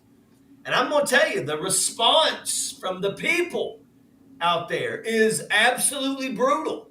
And at the end of the day, it's, you did vote for this. You voted for this. You voted because you wanted people to get hurt. You just thought that it was going to be liberals and the LGBTQ community. Sure. That's what you thought. And what it is turning out is that it's hurting the Trumpaloons more than anybody. And I think that this is going to continue hurting them more than anybody. But I mean, it's just like, when do people wake the hell up in this country? Do you have to lose your jobs? Do you have to lose your livelihood before you realize that the Republican Party and Donald Trump don't give two shits about you? They would allow your entire friggin' community to perish befise I'll tell you why this is happening, and this is and this is a good example. And this has got to be part of the conversation because of who we're talking to. Because there's the shockingly poor and completely deluded crowd that we focus on with MAGA. But you and I both know that during the both 2016, 2020, 2024, there were a bunch of upper middle class people in Florida and other places that, definitely have a toehold in the side are totally fine in that regard, voting based on fear of the border, fear of the other, like the old fashioned xenophobia that's been sold for years. You could argue that it's the same like kind of anti-communist rhetoric that was used to effect in the 50s and 60s, right? Then it's just turned into brown people, just like the same rhetoric. It's like Mad Libs. It's like bigoted Mad Libs. Like they just swap out the word of whoever they're attacking, but it's the same message overall. The other is coming to take what you have, and you're scrambling to keep there. And the one issue that we have in the United States is not that we don't have a middle class, or the middle class has collapsed or any of that kind of stuff, but the middle class is hanging on by their fingernails, scared shitless that they're going to end up, falling through the cracks. And at one point, depending on who your leadership is, you will either believe that social safety net has to be there in case that happens, and you're still stressing, or the only reason you're stressing is because there's that stupid social safety net there, right? That's the two sales pitches that they tell you about this particular instance. Let me show you a little, a small graph or whatever. Okay, this is the share of people who are in the middle class.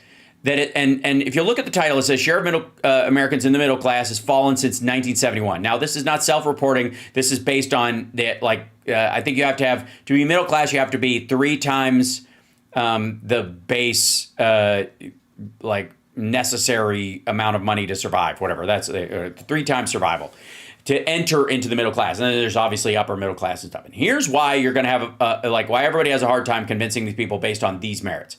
Is because in 1971, 27% of people were lower income. 61% were considered middle class. 11% were upper income. Since then, 2023, lower income has basically been rudimentarily unchanged, 3% change. It's grown by 3%. But the upper class has grown by 8%.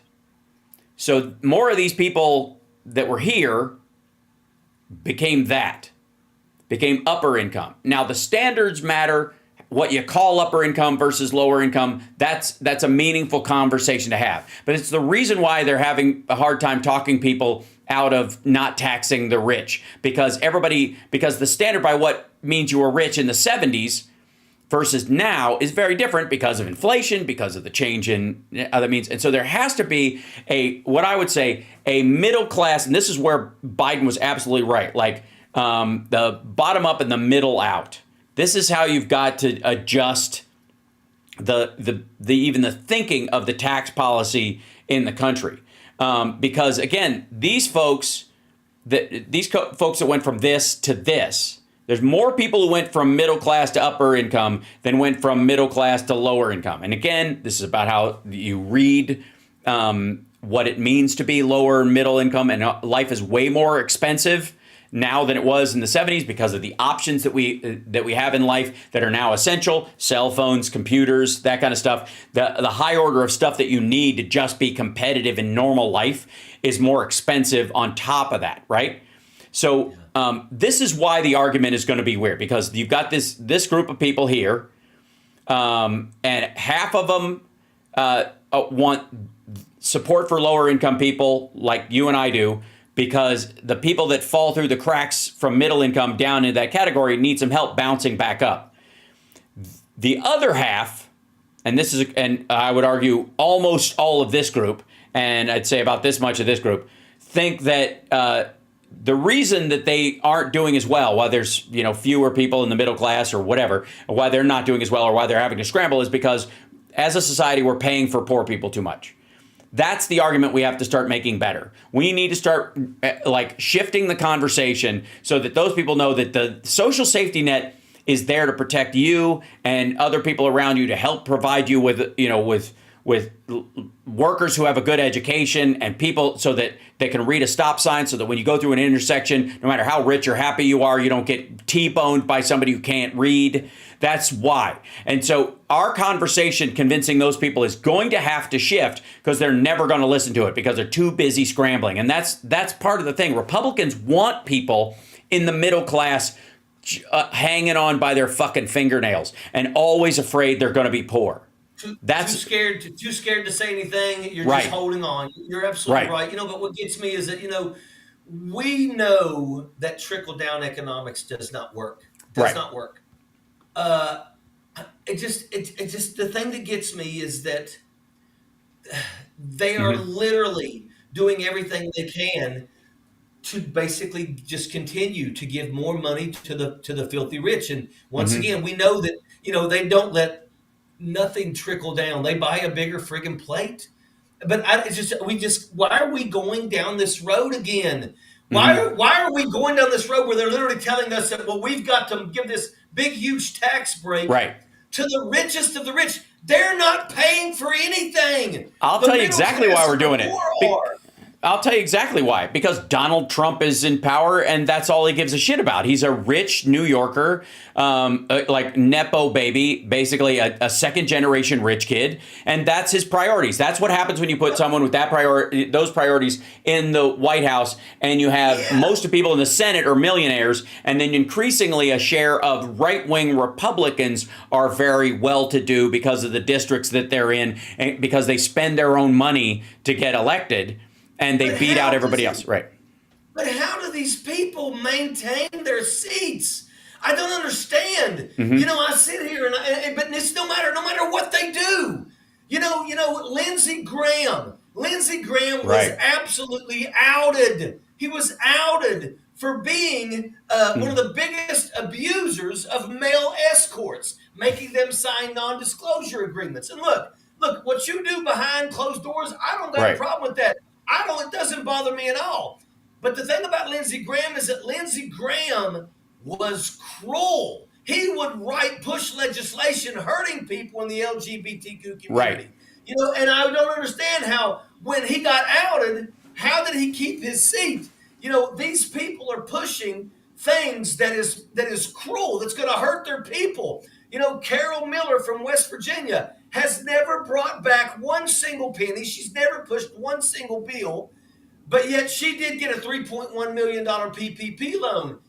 How does this not cause people to lose their seats? When did friggin' being corrupt not end your fucking career as a politician? Right. These people are blatantly corrupt and they fucking win every friggin' time.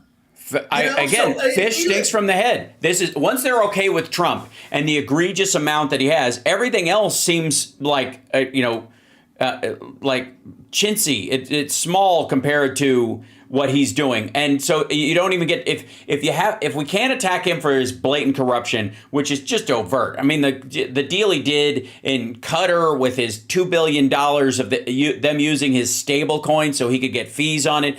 The deals he's obviously making that they all said, Hunter Biden goes to China, comes back with a bunch of money, and which never happened. That group made that deal in China before he was even a part of it, right? The Rosemont Seneca. He wasn't on the board yet when they had made that deal in China, but Trump's just doing that. He simply is doing that. Now, one of the things I wanted to point out, let me see if I can find this real quick too, is, and we'll talk about Ukraine a bit as well, because I'm curious, like we only got a couple minutes left, and I know Phil's going to be joining us in a second. But so Trump, art of the deal, right? Or art of the schlemiel, as I like to call it. This is what he posted last night. I like President Xi of China, always have, always will. But he is very tough and extremely hard to make a deal with. He knows Donald Trump is desperate. Oh my God! Like this, you would be embarrassed even to write this. So again, it would be one thing if he hadn't allegedly written art of the deal. It would be one thing if he hadn't told everybody. It would be so easy, and we just have stupid people in charge. And if we only had smart people, this would be so easy to do. And he slathered this on so much, and now it just ain't working. He's going to have to back down, or he's going to fuck the economy. And a very sweaty Scott Bessent is going to storm into the fucking White House, into the Oval Office, and start going, yeah, you got to pull the plug on this shit, or like there will be no Christmas. That's what. The Apprentice actually came out like right after his fifth bankruptcy. Yeah. You know, I mean, just they painted this guy in this picture. He is a buffoon. He doesn't know what he's doing. He's getting his lunch ate every single day Yeah. by Putin and by Xi Jinping. That's exactly what's happening. He's desperate. I hope people start. I just really hope people start waking up, because it's going to get much worse, especially for people that are struggling. You know, I mean, there's so many things that these people are doing to try to find that money, killing capabilities as a whole. That is really absolutely hurting this country greatly. Killing USAID, or at least hurting USAID, has greatly impacted, in a negative way, what we do across the globe. And make no mistake about it, if we're not there, China's showing up now. China is showing up where we used to be. You know, when China flew over Gaza and dropped all those supplies on the Gaza Strip and let Israel know that if you so much as try to act like you're going to stop us, we will make you disappear. I mean, right now, China is looking like the heroes in a lot of people's eyes. So, that's all because of Donald Trump and Elon Musk. Right. Because technically we could have that capability, but we blew it. We allowed them to kill it, and it's going to come back on us. And allowed them, I think, is the key thing, because, again, there is a responsibility if you have a plan in place, an established plan, something you're trying to do over time, which Democrats have been trying to do for a long time, create a well-functioning social safety net with a robust middle class and a taxation policy on the rich that makes sense and is not insane and a giveaway for these folks. And that takes multiple elections to get in place. We have to have a majority. We've got to get to the point where we have 60 people in the Senate. We've got to get to the point where we obviously control the House, and we need a Democratic president to sign this legislation, or it just won't happen. I don't care what anybody's saying about this, like tap dance back and forth about good Dems, bad Dems. The DNC has one job right now: turn red districts purple, purple districts blue. Anything else is a waste of fucking time. And when we have 60 senators, or we have 80% of the House, we can start talking about pairing people out who only vote with us 85% of the time instead of 100%. But until that point, the shame of this, of all of this, is that we could have stopped it. Yep, and, you're right. And it's on us. We can castigate the other side all we want, but we have a responsibility. I'm a big fan that everybody knows their rights in this country, but we damn well better start knowing our responsibilities as human beings. I've said for a long time that I don't think healthcare is a right. I think healthcare is a responsibility. If you have healthcare and you're able to take care of yourself, then by God, do it. And if somebody else is incapable of doing it, you have a responsibility to help them. That's what it's about. A right is an abstract. Fuck that. We have a responsibility to care for those who can't care for themselves, and to take care of ourselves so that we don't gack up the works. We're not a Christian nation right now. We're not a Christian nation right now. We could be, but once again, we have far too many people out there that absolutely do nothing in terms of the teachings of Jesus Christ. But they'll stand up there and act like they're walking with the Lord everywhere, Mike Johnson. Yep. Yeah. So Phil Bitner is waiting in the wings. I'm going to bring him in just one moment. But I want to remind everybody, ojeda4nc.com is your site for your campaign. We love and appreciate you, brother. And we're so happy you could be here with us. The campaign is going strong, and people should check out the site. And if they can support the campaign, please do. At some point, we'll be phone banking for you and all that kind of stuff when that time comes around. But in the interim, at the very least, people can donate, spread the word, spread the site. Even if you just put, ojeda4nc.com and tweet it out, or blue sky it out, or threads it out. Create your own little ad. It's not difficult to do these days. There's a lot of options out there. So, just help boost. That would be the key thing. So we love you, brother. Thank you for joining us today. And we'll see you next week, hopefully, if you can join us. But either way, we're always rooting for you. Thanks, brother. I'll see y'all. Bye, everybody. All right. Cheers, brother. Thank you. There he goes. And I'm going to bring in Phil here in just 1 second, who is, looks like he's in the Schmancy studio. Look at this. Hold on. Look at this. This is the real Phil Bitner. Look at this. That's impressive, dude. This looks like a pro production at this point. Look at us. This is the studio. Yeah, That's right. How are you this fine morning?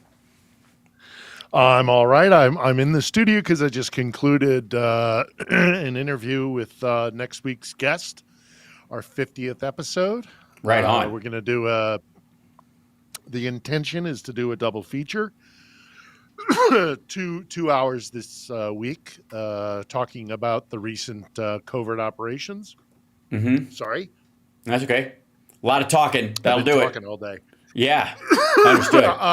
We got what I did today was Peter, General retired Peter Zwack, who used to be a U.S. military attaché to Moscow in the Obama administration. And tomorrow we plan to have a interview with a retired SBU officer to talk about the SBU covert operations inside Russia. Obviously the Kursk Bridge, but most significantly is Operation Spiderweb, which was we'll talk about amazing. both of those this morning. So for those that haven't seen it, Kursk Bridge, it was hit by a sea drone like a few nights ago. At this point, like an underwater sea drone. Yep. Yeah, that got past. Yeah, got past all their bridge, defenses. Got past all their defenses. That bridge, as we've talked about in the past, because of sources that I have, and I want to be careful about this because I don't want to reveal my sources. I want to keep them protected.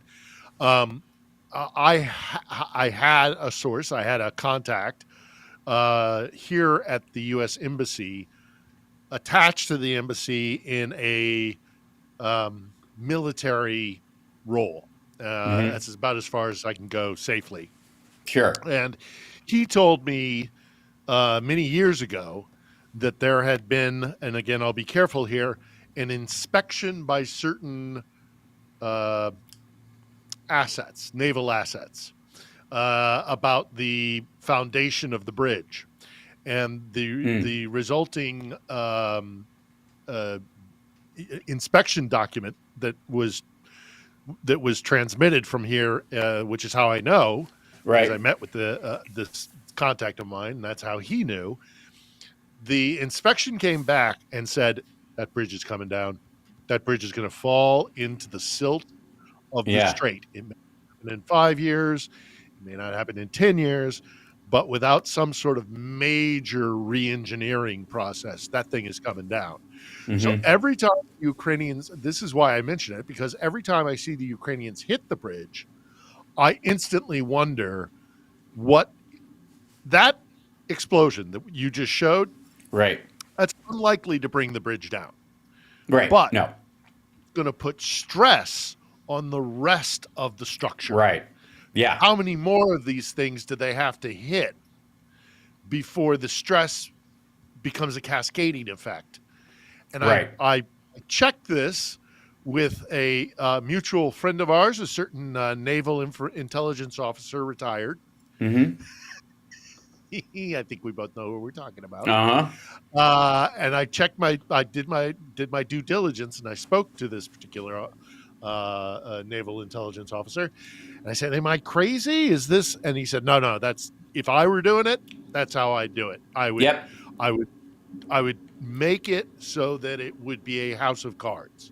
And that the stress put on the rest of the structure, because you're hitting the certain pylons that will then add to that. Eventually it will wobble, it will to and fro, and it will collapse. And I think that's what they're trying to do.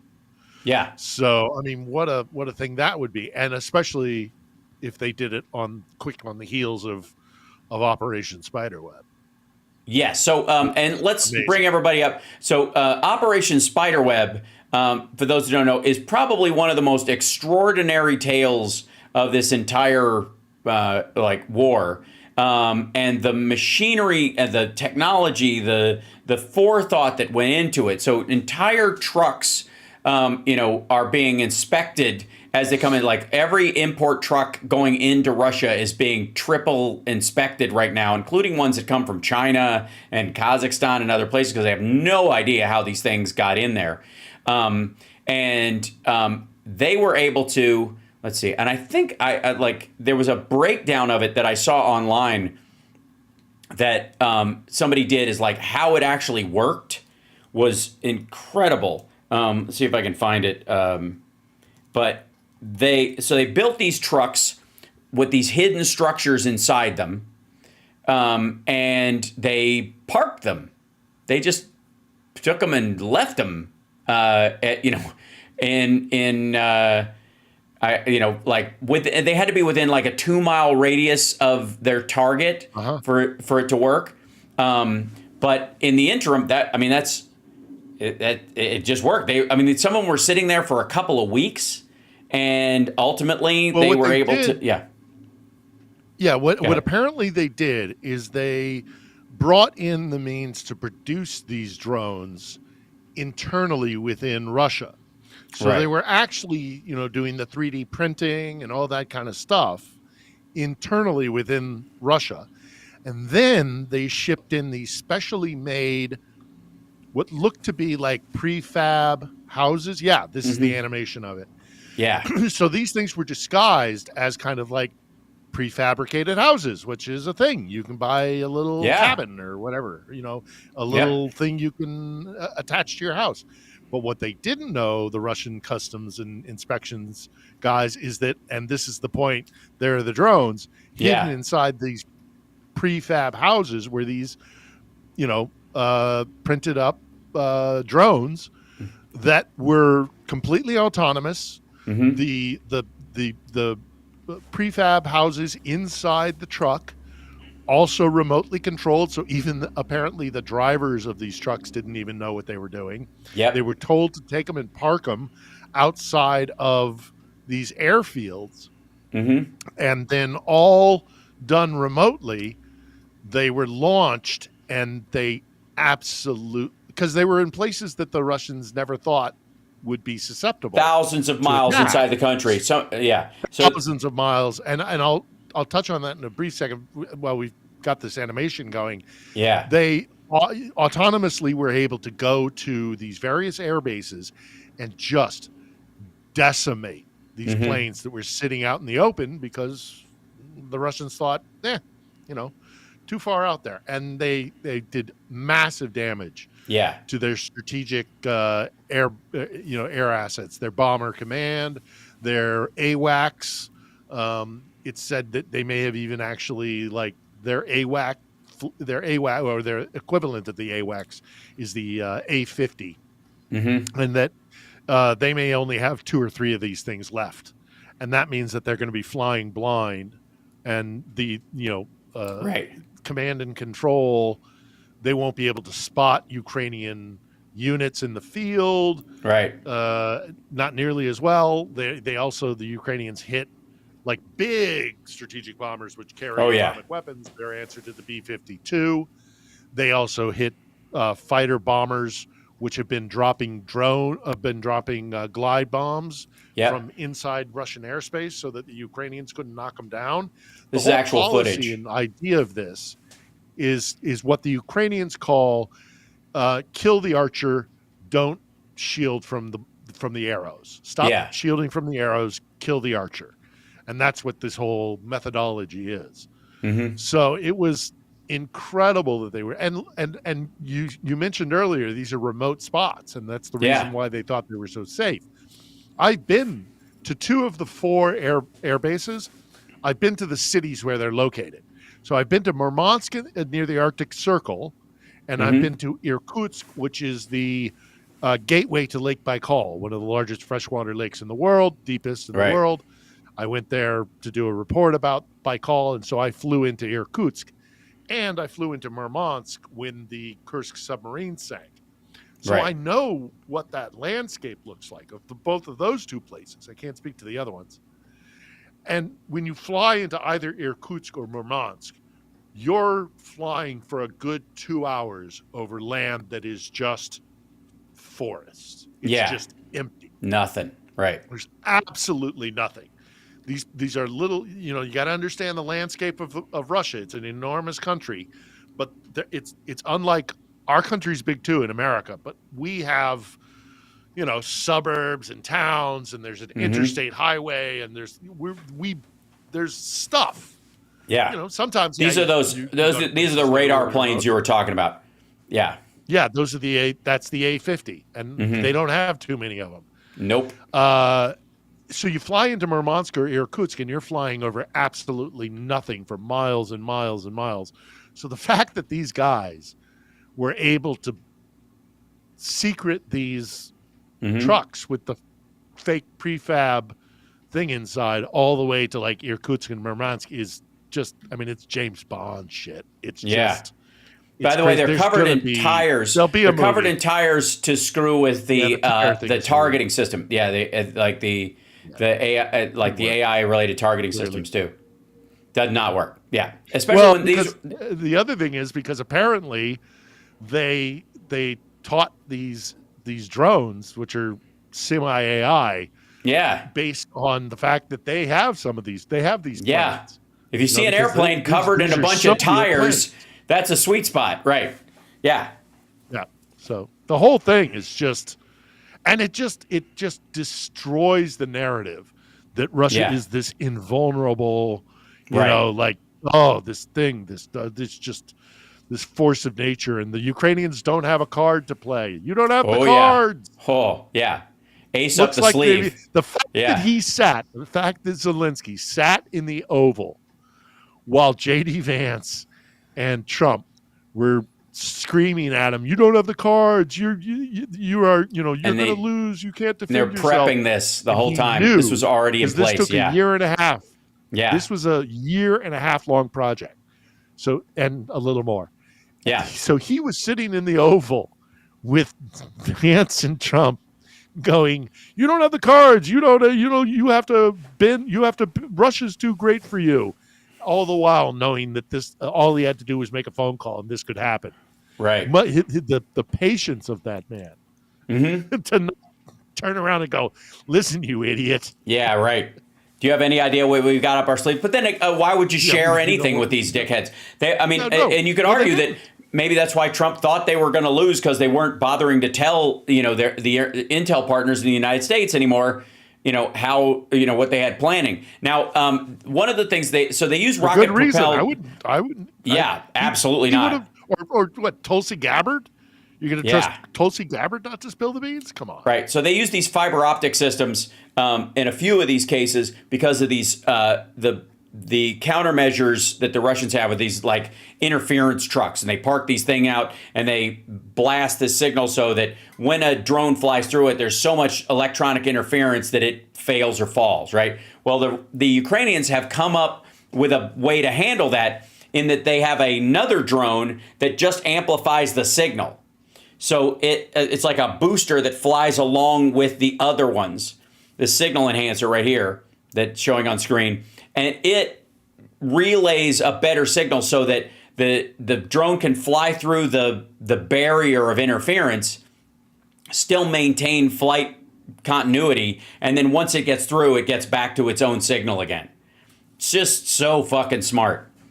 And then, let's see if I can show you on here. So they show the trigger mechanism on these rocket-propelled grenades. These are the standard rocket-propelled grenades that you see like from shoulder launch, RPGs. And what they show how it breaks down, but on the impact, this thing creates this cavernous area where the fire builds up and then cones in through the center of it, basically creating a wedge so that the explosion can, enter the armor and then split it apart, and then the explosion cascades through it. So that's how they're designed. They have this issue, though, is that on a drone, unlike an RPG, if it hits, it might not make enough contact to create a trigger. So they created a secondary trigger on top of it. So this is the normal trigger that's in these things. They added a little hairpin trigger on the front of it so that it wouldn't fail. And then they also, just in case, had in that little needle trigger that they have, they can remotely tell it that it's been hit. basically like jettison back and trigger this thing, just like pull it back on purpose. So the ones that landed on the fuel wings, like if they perceive the vehicle was full of fuel and that kind of stuff, and they could really do damage that way, they would land it on there and then trigger it in the drone. But this is the standard RPG thing, and this is how it works, how it flies. They just removed the front end and created this whole thing. So they show you how it breaks down. But when it impacts, the cone fires floods fire straight through the center of it like a needle, and then the impact goes straight through the armor, blows it apart, and then the second cascading explosion wipes everybody out. So, and then these are the shotgun drones that are anti-personnel. This is the ones that they use in the field. This is just very different from the ones that they used. I love their little see-through Helldivers 2, drone operator guy, when considering it's probably a 56-year-old woman.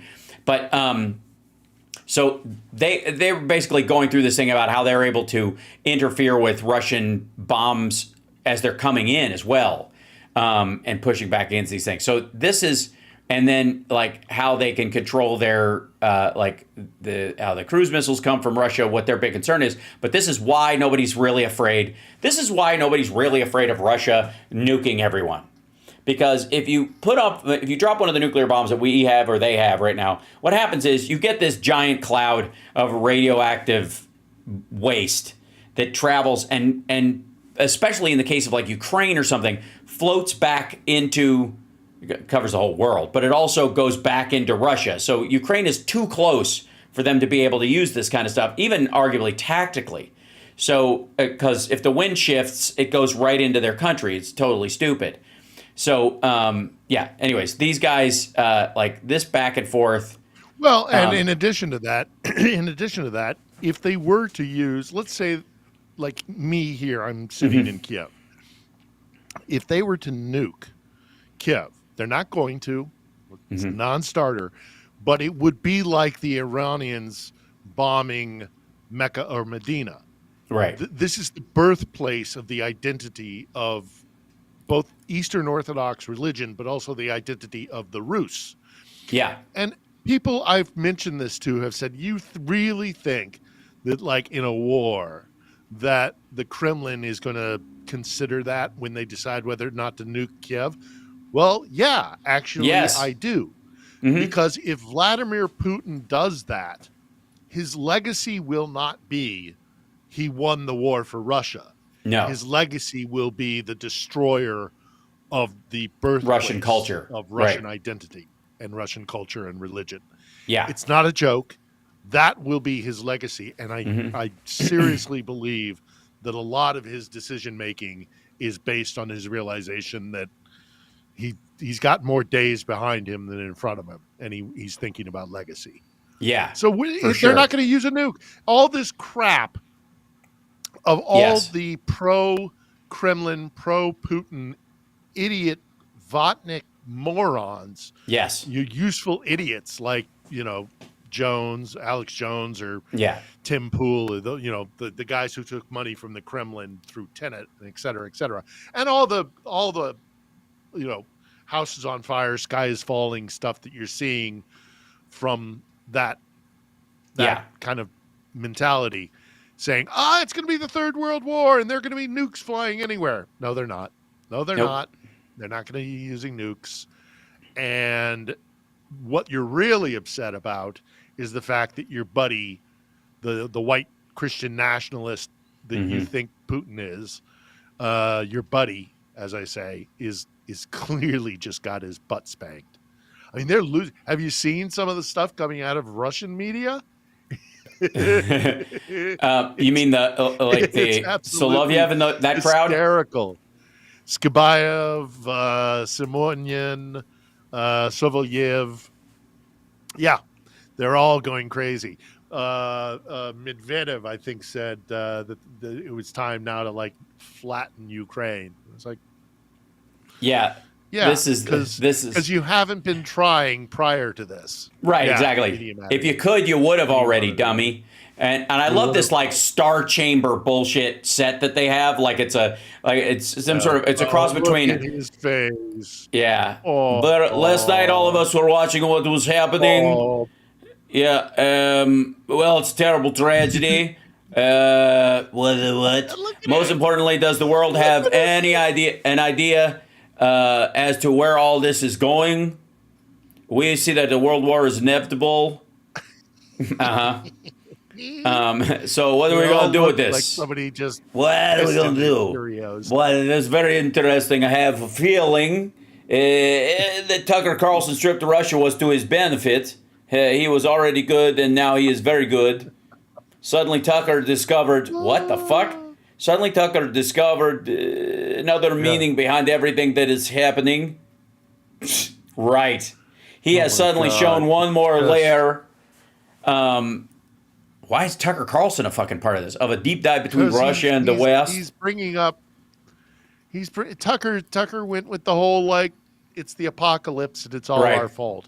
Are infuriated by why they are so infuriated by our government. This is like the heart of it that nobody ever says. Okay, and this is, I guess they're playing his part. This is now Говорит, это решение Путина обезглавить. No, it's Putin's decision to decapitate the oligarchy. They're translating him into Russian. So the worldwide oligarchy that exists. well, that's what they said. He also co-opted it and got the oligarchy working for him rather than for outside. And in the meantime, the Russian economy recovered. Life expectancy went up and alcoholism went down. Yeah, not even close. Just fucking. And like it became a beautiful country. Get the fuck out of here. With the oligarchy wasn't serving Russia. That's the point. Bread in Russia. Did you know that? How did Good. you know that they have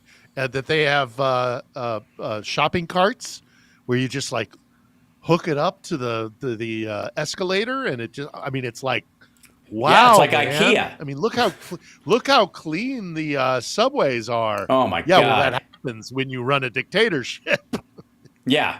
Good evenings, fellow citizens. Of course, the time will come for them to pay for all this. This is Margarita Simonian, and the time will inevitably come. Oh, negotiations are also inevitable. Oh, and agreements with those negotiations will end are also inevitable. Vengeance, or rather just punishment, for those organizing this is also inevitable. Thanks, Lady Thanos.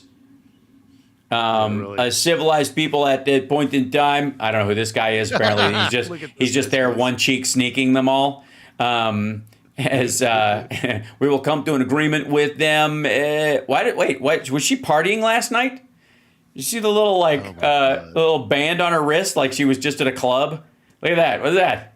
She's got. Look at that. She gets to go to the fair and go to the front of the line at the Ferris wheel. We'll come to an agreement with them about how they prefer to stand in front of the wall. That's wow. That's the agreement we'll have. How they want to stand in front of the wall. Yeah, this is with the blindfold or on their knees facing the wall, or bravely looking down the barrel of a gun. Shut the fuck up. These are the three options about which we will come to an agreement with them. Are they all behind like one of those like bank trolleys that for documents? Is that what they're? You know what? Is that what they're supposed to look like? It reminds me of what was the old show they used to have where people would like get dismissed from some sort of question. Oh yeah, Who Wants to Be a Millionaire? Yeah, who wants? Or something like to be a millionaire, right?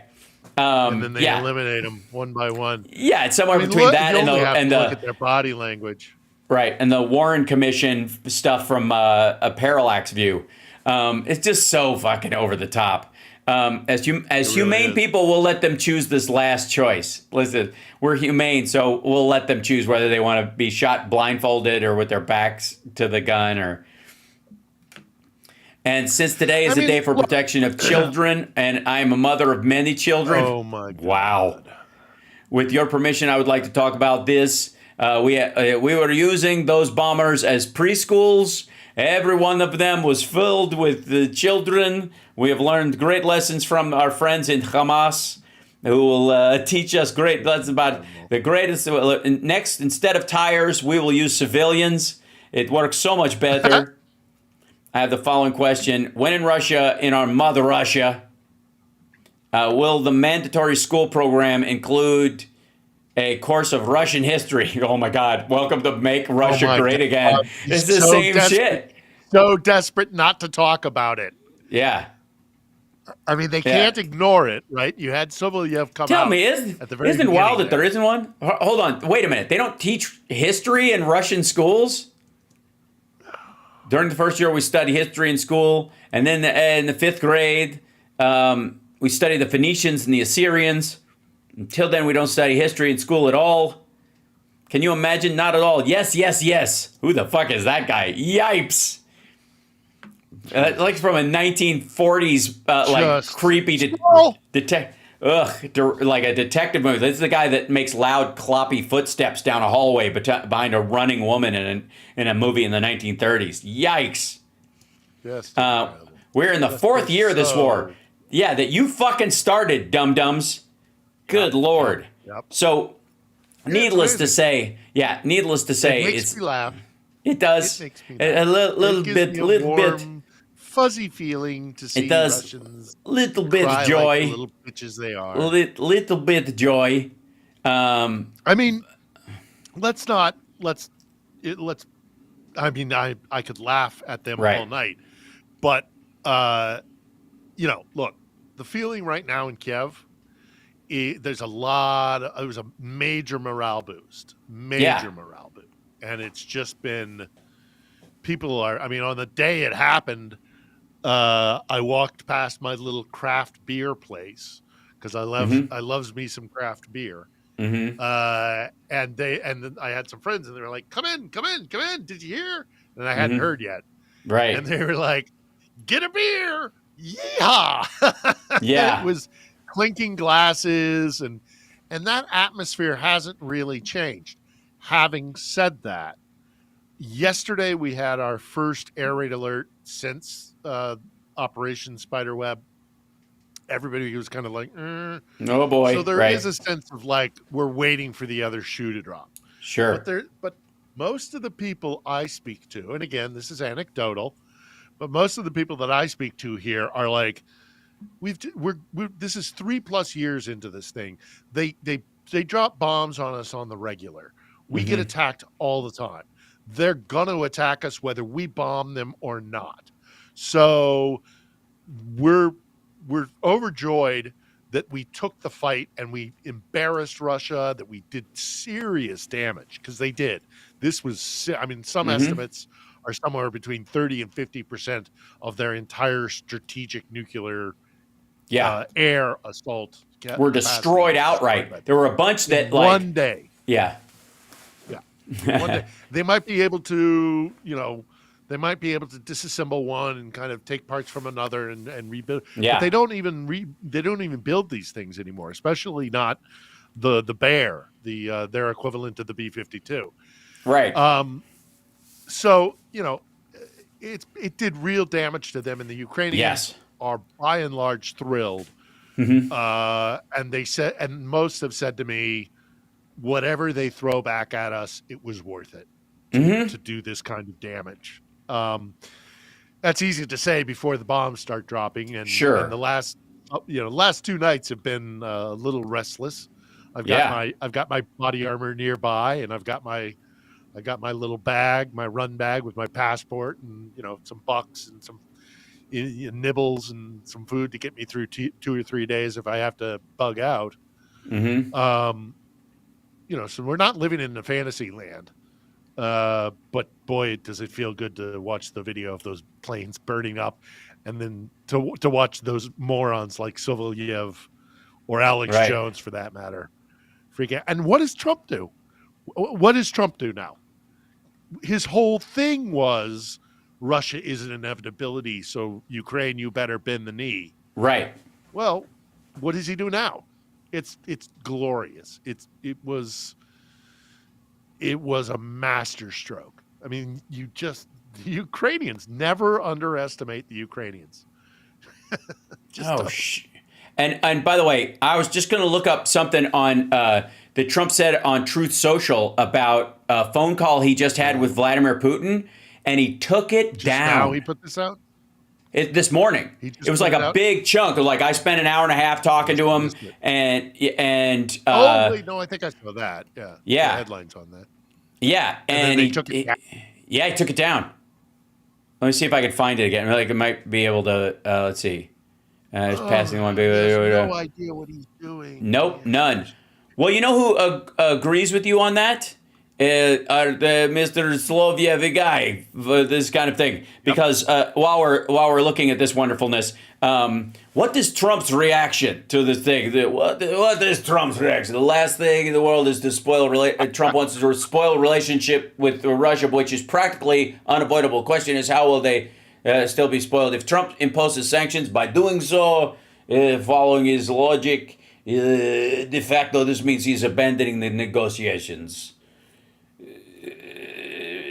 Now, this is not the funniest part of this whole section, by the way. The funniest part is when. Well, let me just interject here. The negotiations that your side, believe should start with, give us everything. Right. I mean, that's the starting point for them. This is literally their platform that they put forward.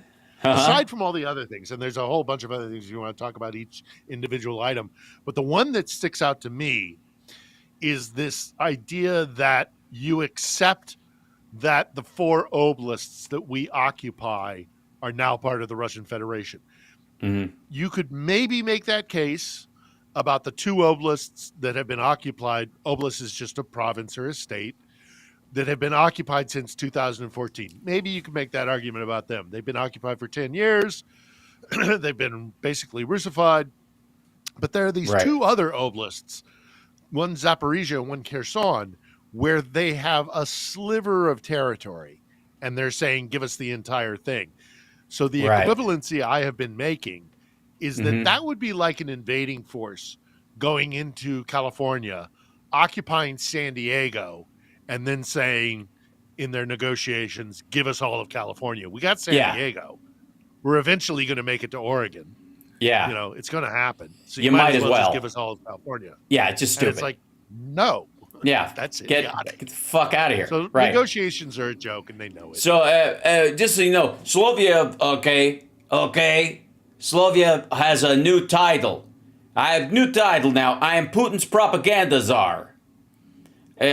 Achoo! And then he sneezes. We still can't do anything about this dust collector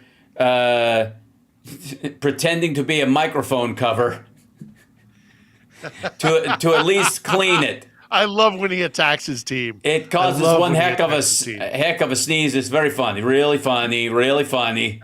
You jackasses. Really funny. Okay, so what is Trump's reaction? The last thing Trump wants is to upset whoever.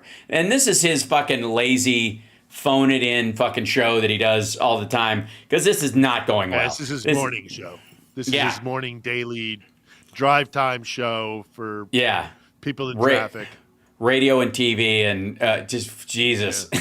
Russian Hal is the best guy. Pathetic. Listen, look, okay, we're going to do what you need done. I believe in the power of Ivan Tretiak, who will make sure that Russia is not only revered, but feared. We all live in the movie The Saint right now. It's so funny. It's so funny. Meanwhile, in the real world, on top of Operation Spiderweb, the UK just promised 100,000 drones to Ukraine, which is great. And again, this is where, we've been talking about this a bunch, where they've been picking up a lot of the slack that Trump is leaving out there, and will continue to do so. Now let's see if I can open this thing up too. Show you one more thing. Open up, you silly thing. It's a picture. Click. That's funny. I'm a jerk. There we go. This is local Russians react to Ukrainian drone operation. So these are the guys. Hold on, let me do this. So they show what's going on here. These are the guys talking. So angry. Yeah, drones cause explosions everywhere. Everything's burning over there, man. So a lot of trucks stuck in traffic. There's another. Yeah. There's a traffic jam where people can't drive. Buddy, holy shit. I got that on camera. Can you believe it? What is that? Dude, what the hell's going on over there? There are drones in the truck. Drones? What kind of drones? Ukrainian. And what's burning over there? Huh? What's burning over there? I work over at the tire shop right there. A truck pulled into the lot and drone just flew out of it. No way. It just happened. The truck's over. Let's get the hell out of here. Go, go, go. So fucking good. There it is. That's the truck. That's the one with the drones flew out of, man. Look over there. Look, that's where the fire was. And here's our 5-story building. That's Novominsk. So the drones hit. Everybody moved out over there. So holy shit. They took the driver away, see? And that dude probably had no idea. There he is. That's the driver walking. Yeah. And now let's see over there. This is another area. Because these Russian mill bloggers, they're not angry at the Ukrainians. They're angry at the Russians. They're angry at the Russians. They're bombing, man. Let's go. They're going to bomb us next. Go. Holy fuck. Shit, holy fuck. Damn, look, it's still burning over there. And the smoke is blue. I don't know if that's good. Stay on the right side of the road, man. Yeah, I know. Holy shit, look, it's on fire. Fucking hell. The U-crops have fucking totally lost it. Fucking bastards, look at that cloud. That explosion just happened. She's saying they're bombing right now behind the building. Shit, man, this is scary as hell. Yeah. So, and then there's the other folks. Yeah, this is they're throwing stuff at the trucks to try and stop it from working or something because they were flying out like, we can, come on, guys, come on. Oh, and then that's when the guy got in the truck and it blew up because they're self-destructed. Idiot. Yeah. They had a self-destruction. They had. All of them had a self-destruct thing. If anybody breaches it, they breached the back door. Yeah. Let's see. This message will self-destruct in 5 seconds. Yeah, exactly. So this is, I was helping to block them off. Everyone who was in the parking lot helped so the drones wouldn't take off anymore. We did what we could before the truck blew up. The explosions happened inside. So how exactly are you helping? Were the drones taking off on their own? What were you doing? How did it all happen? Well, the drones were in the truck. So we were throwing rocks at them to stop them from taking off and throwing rocks. Oh, God, to pin them down. It's so great. Yeah. And then there's another one. This is in Serenity. Funny. Yeah, this is the people driving. So in Serenity Town, for some reason, the roads have been blocked. So these are all the trucks. So any truck coming into Russia right now is they're all being inspected by hand. And it's like, dude, sorry. It already fucking happened. Yep. I'm sliding into Swedish. Sorry. That's what happens when I hang out with Vic. This is the knock-on effect. Their economy's already screwed. Now they're going to have this. Every truck. Holy shit. Oh, my God. It's just so... How many... some Russian truckers are yelling about this stuff. It's so good. Yeah. It's so fucking good. Yeah, so they're scanning everything with these truck scanners. Now everybody has to drive through one, and they don't work very well. So they have to go through slowly. It's so fucking good. It's funny. Yeah, so funny. And again, this is a dangerous time for Kiev. This is a dangerous time for Phil, and we appreciate you being there in the thick of all this stuff. But I mean, it's gotta feel pretty good when those kind of moments happen and you're walking around town and you're like, oh, okay. Yeah. Oh, yeah. So the UK... Who knows what's going to happen tonight? I don't know. Yeah. But it's worth it. I got no regrets, no matter what happens. The UK is sending 350 million pounds worth of goods, namely 100,000 drones and other stuff, 4.5 billion pounds for which 247 million of it will be for the training of the Ukrainian forces. Germany is sending 5 billion euros, which includes financing for long-range weapons to be produced in Ukraine and the transfer of air defense weapons and ammunition. Netherlands sent an aid package of 400 million euros. Belgium has a long-term initiative in the amount of 1 billion euros until 2029, so every year for that from Belgium. Norway allocates 700 million for drones and 50 million for NSATU Trust Fund. Canada allocated 45 million for drones, electronic warfare, IT solutions, as well as Coyote and Bison armed vehicles. And Sweden allocates 440 million euros for international programs for the purchase of artillery ammunition, drones, and other weapons. I would like to point out that in general, including the money that is already in the continuing resolution that we are sending there, even when Hegseth tried to stop it, he was ineffective, and that stuff continued on. That combined is the entire military budget of Russia. Somewhere it's about how much Russia spends on its entire military. So not bad. This idea that the Trump administration and the MAGA folks Mm-hmm. like to trot out that, like, well, it's an inevitability that Ukraine is going to lose this war, so you better stop. You better come to the table.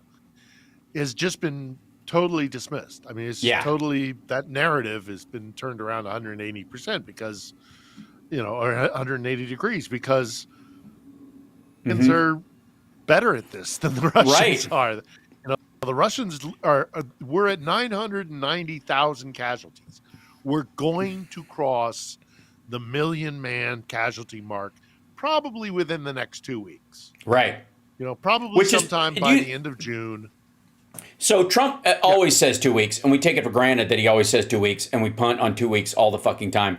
But there might be something to him saying 2 weeks specifically right now, because that number, he might be hoping that million casualty line is something that gives him leverage or gives Witkoff leverage in this, that if you cross this line, if you don't have a deal before you reach 1 million casualties, you're in deep shit, and we won't be able to help you because that number is going to be everywhere, which is true. And now I found somebody copied and posted that an image of Trump's Truth Social post that he took out. This is what he posted and then took down. I just finished speaking by telephone. Thanks for telling us. We didn't assume you flew over there, that he came there. With President Vladimir Putin of Russia, as opposed to the other Vladimir Putin. The call lasted approximately 1 hour and 15 minutes. Cool, bro. Cool story. We discussed the attack on Russia's docked airplanes. Oh, yes, this thing. Yeah, by Ukraine, and also various other attacks that have been taking place by both sides. It was a very good conversation, but not a conversation that will lead to immediate peace. President Putin did say, and very strongly, that he will have to respond to the recent attack on the airfields. We also discussed Iran and the fact that time is running out on Iran's decision pertaining to nuclear weapons, which must be made quickly. I stated to President Putin that Iran cannot have a nuclear weapon. Jesus Christ, like he gives a rat's ass. And on this, I believe that we were in agreement. President Putin, sure, I don't know why you're bringing it up, dickwad. I stated, that he could, okay, I believe that we are in agreement. President Putin suggests he will participate in the discussions with Iran and that he could perhaps be helpful in getting this brought to a rapid conclusion. It is my opinion that Iran has been slow-walking their decision in this very important matter. Hold on, let me move this up here. What the fuck? Slow-walking their decision on this very important matter, and we will need a definitive answer in a very short period of time, exclamation point. What a rambly pile of shit. Holy hell. Didn't he make some sort of statement at some time condemning the Ukrainians for attacking hey, these were strategic bombers. They got nothing to do with you, and they were just sitting out there. You should, Yeah, I don't know. Apologize. Basically. Yeah. I don't see that happening. Somebody had mentioned that. I don't know if it's real or not. And I don't know if I want to. BS. There's so much BS flying around right now. But it's true. At the heart of it is everybody's going like, "What the fuck?" Yeah. This is a milestone in the war. When it's all said and done, this attack is going to be in the history books, because this is just crazy. I mean, this is one of the most. This is right up there with the whole Hezbollah and their pager thing. Right. Hold on. Sorry. Yeah. Go ahead. Yeah. This whole this whole covert action was just beyond the pale. Yeah. It was really incredible. So, look, they're all running around trying to figure out what their narrative is. Right. You got to mention it, but you don't want to talk about it too much, because you'll have to admit you got took. Right. Yeah. There's an increasing number of videos coming out, and I don't know what the response will ultimately be from Russia. And like you said, I think there's a lot of concern about that right now. But there's also, Russia's got to be thinking right now, if they got those trucks in here already, where are the other trucks? Who in the hell says that that's the only trucks prepped to do this? Are they running around all over the place right now just inspecting parked trucks? You know what I mean? Like, some of these were just left out in the fucking woods. So, are they doing satellite scanning of their own territory right now? I would. I mean, how do you not? Right? But the funny thing is, they won't necessarily repeat the same thing over again. They'll find some other ingenious way to, I agree, but I don't think Russia can trust that, right? I don't think Russia can trust that. If I was Moscow, no, of course not. Yeah, you'd be in a panic right now going, okay, if we do strike them, who's to say they don't have trucks parked near the Kremlin and that they're holding those back for if we overreact with our response, we might already be in the fucking crosshairs. Yeah.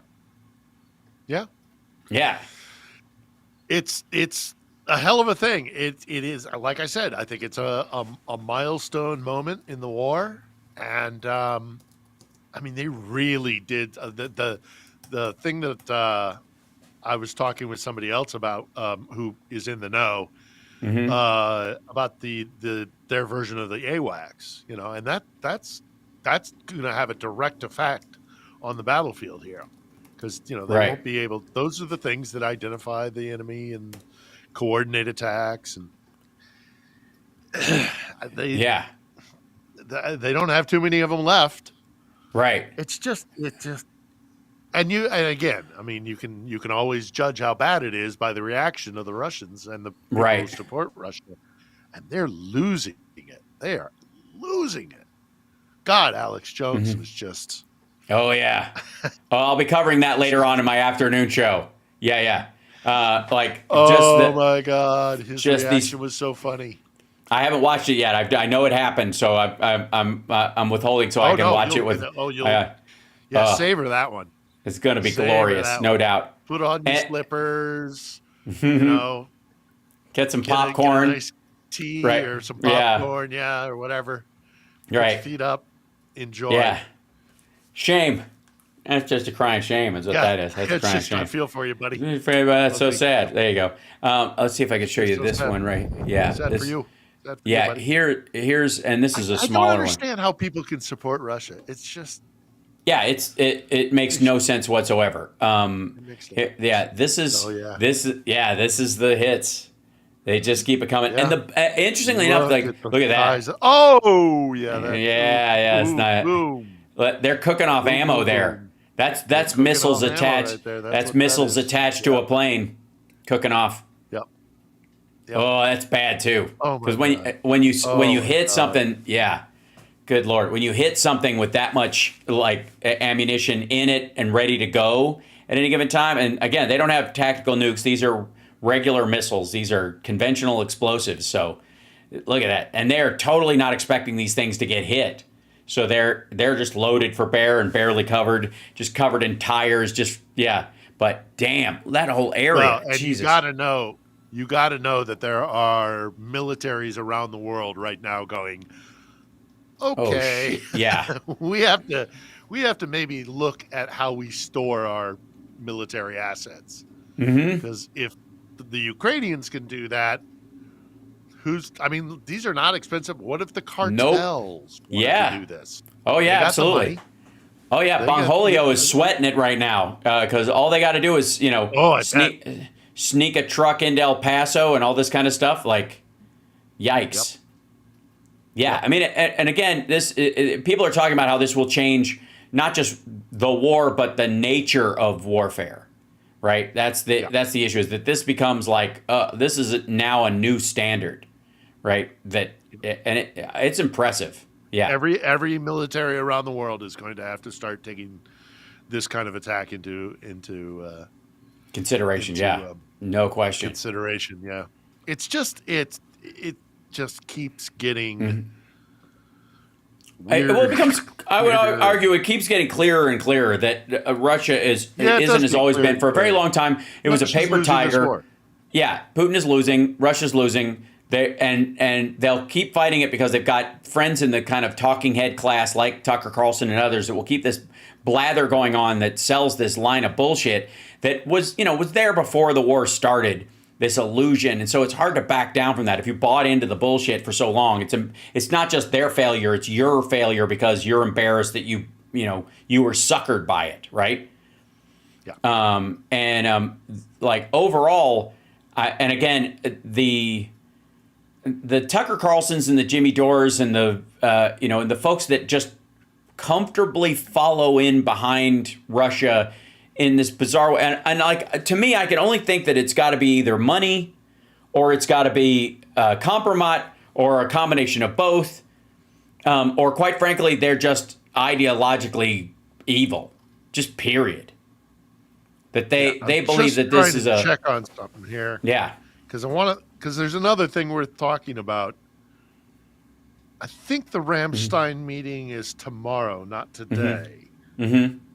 But this is the first time that the Pentagon head, the head of the DoD, SecDef, is not going to be at a Ramstein meeting, which is the meeting that they have every few months to all the heads of the various militaries of the Allied powers come together and talk about what's the next step when it comes to, dealing with the war in Ukraine. And he's not there. Hegseth is not there. He's not going to be there. And it's just on the one hand, again, on the one hand, our SecDef should be there. On the other hand, yay, I don't want that motherfucker anywhere near stuff. No. By the way, somebody hold on. Not after a couple of scotches.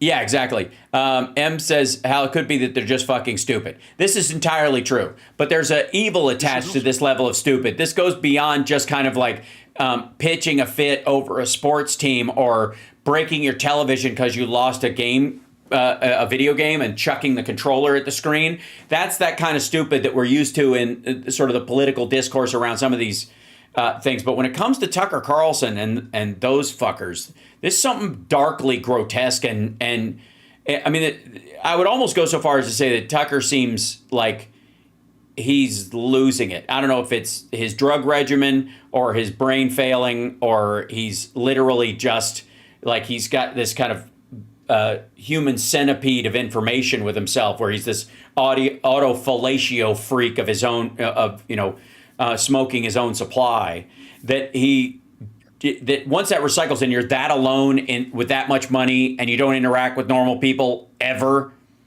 you just, you get Howard Hughes, you get to the fucking pissing in mason jars and growing your fingernails level. And I feel like Tucker's sort of become that person, because I got to say, I know what my life is for. Phil, I got a good idea what your life is for. You have purpose. We both do. It feels good. I look at somebody like Alex Jones or Tucker Carlson, and even though I know they have children, I don't see these as men with a purpose in their life. I see them aimlessly chasing kind of clout with power from a certain ilk that they think is going to, like, that's going to be the winning side. I so believe it. So I will just suck up to that forever. And it's just this, it's spiraling downward, but they can't get off, because as the spiral goes downward, it goes faster and faster, and it's harder to get off the train. I mean, that's, That's the only thing that explains it to me. And I think that's a general problem that they have, and I genuinely feel sorry for them. I mean, to a certain extent, but it must be a sad, miserable little existence to have to always go out there and carry weight for this kind of destructive, nihilistic, death cult kind of mentality. And I mean, it's why Lincoln's quote is at the end of every episode. Yep. Yeah. It's like, what do you, okay. Yeah. We got big problems in our democracies, and we got hurdles. And we don't live up to our ideals and all the rest of it. But what do you offer in exchange? What is your solution to the problem? You can be hypercritical of the deep state and the oligarchy, the worldwide secretive cabal that runs the world that we all know, the shadow. You know, what is Mike Myers's the Pentaverate. Yeah. You can be whiny and bitter and, as I say, nihilistic all you want, but what do you offer in exchange? What's your alternative? Right. And they don't have one. And when Tucker goes to Moscow and only goes to Moscow, right, and doesn't talk about, like, it doesn't go out into the real Russia. Not only doesn't he do that, but he has softball interviews with the president and with Alexander Dugin. He never asked Dugin, what are your beliefs? Because Dugin, if he actually told Tucker and Tucker's audience, they'd be appalled. Well, Dugin's I don't know that Tucker would. I think Tucker is very worried that his audience would see him nodding. So... Well, it's a well-known fact, Sonny Jim, that there's a secret society of the 5 wealthiest people in the world, known as the Pentaverate, who run everything in the world, including the newspapers, and meet tri-annually at a secret country mansion in Colorado known as the Meadows.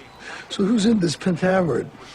The Queen, the Vatican, the Gettys, the Rothschilds, and Colonel Sanders before he went tits up.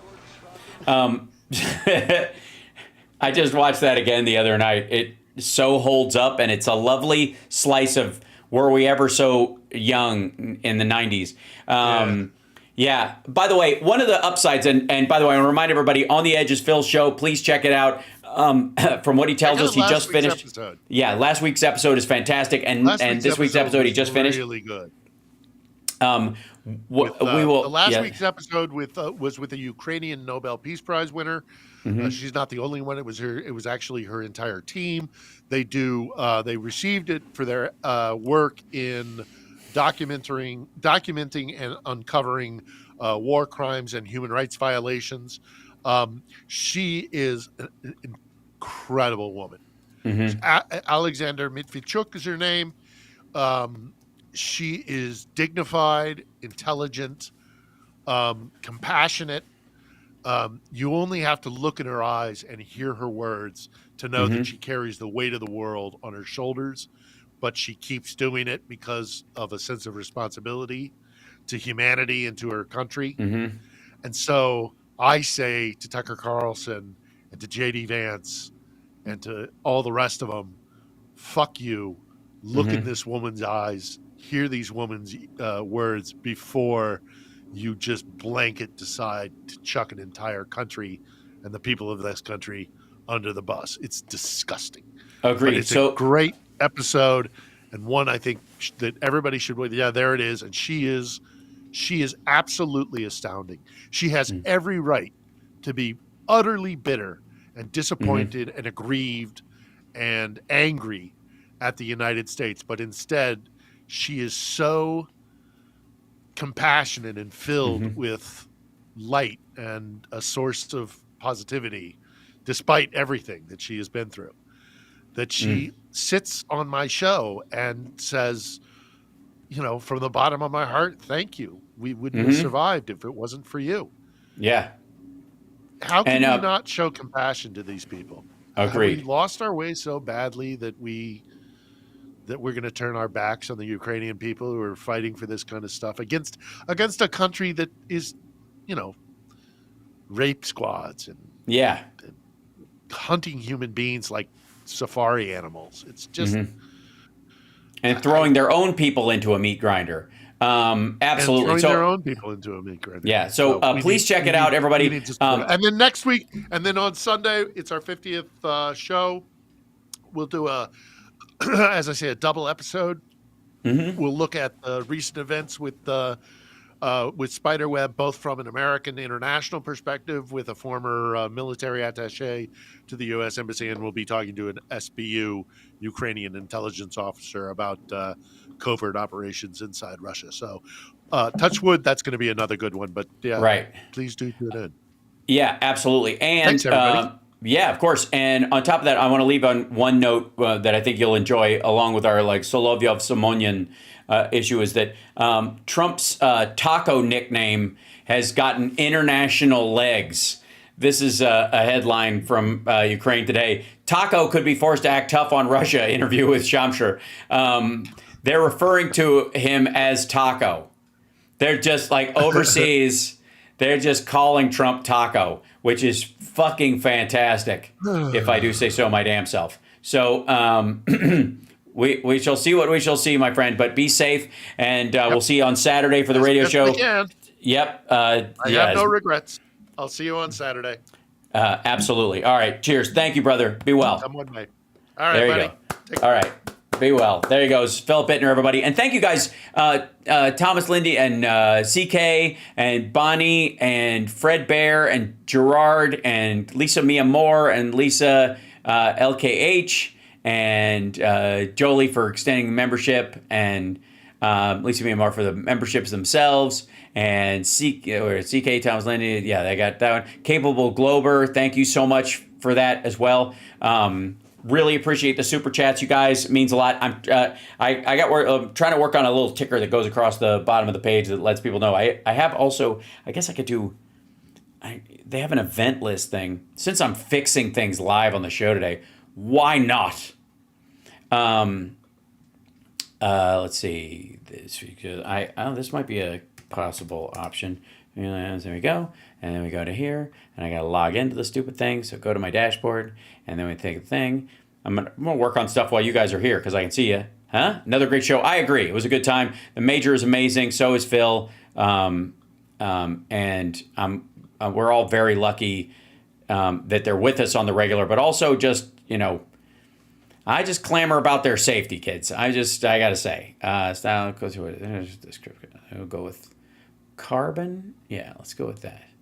Theme color, go to this business. How about that?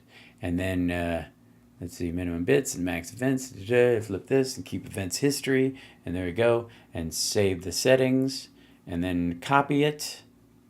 Let's see. Yeah. Okay. Yes. Hold on here. Click to copy. There we go. Okay. And then I'm going to see if I can do this ish live. It's always a tricky part. But I will put this up in, it's a browser source, right? Events.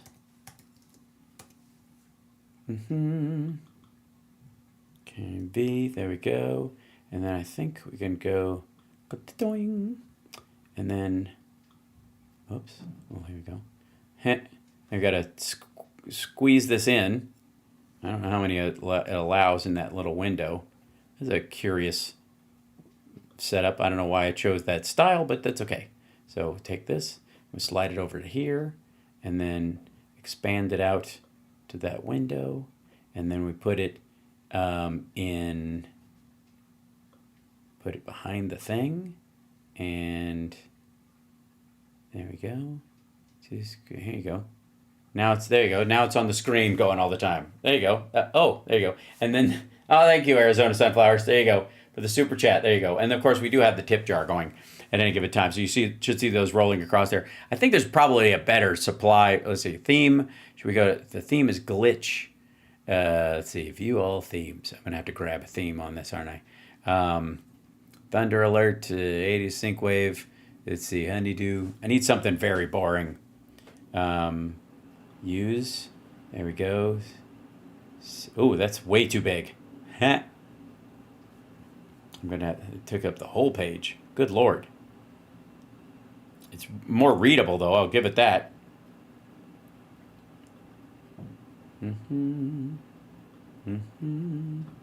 Yeah, so put this over here, slide it like that, slide this down like this. There you go. That's cool. That'll do for now. Yeah. I might change the colors on it a little bit, but that's all right. Yeah. Constellation tip jar. What are we doing? Neonite.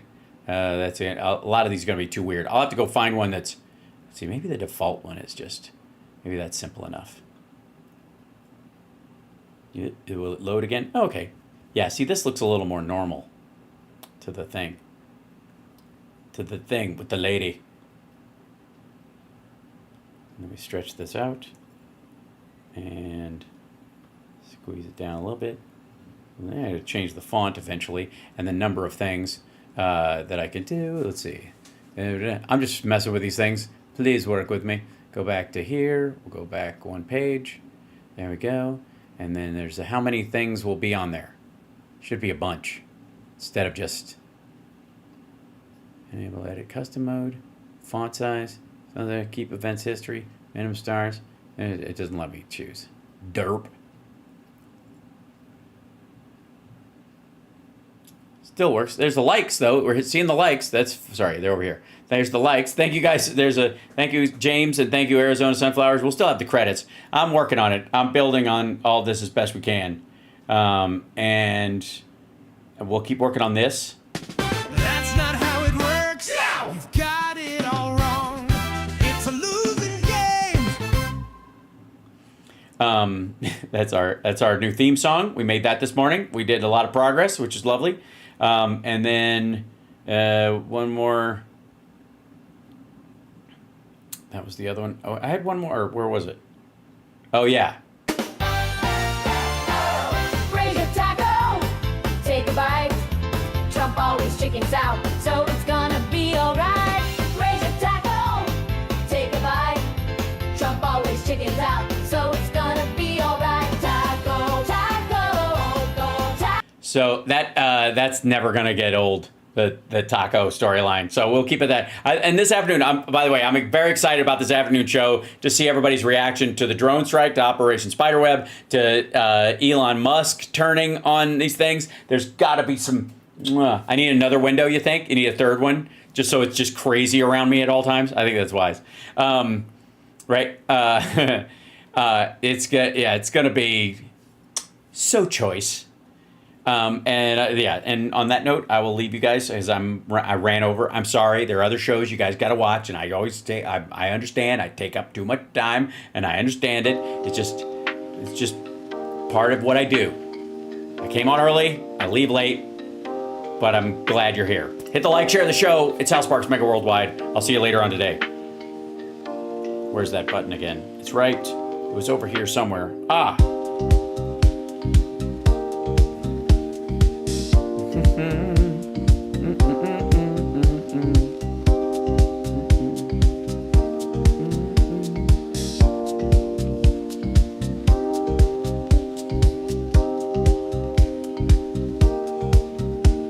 Oh, look at that. That little screen works.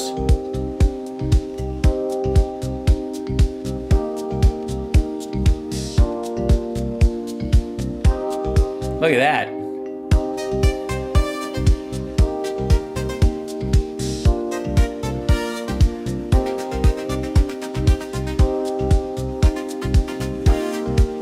Excellent. Okay, why did the credits not roll? Think? They're supposed to restart every time. Here they come. Thank you guys so much.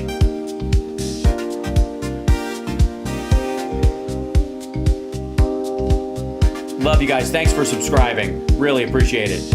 Especially our Twitch subscribers. It means a lot. If you have Amazon Prime, it doesn't cost you a dime. I'm just saying, you get one free one. Could be me.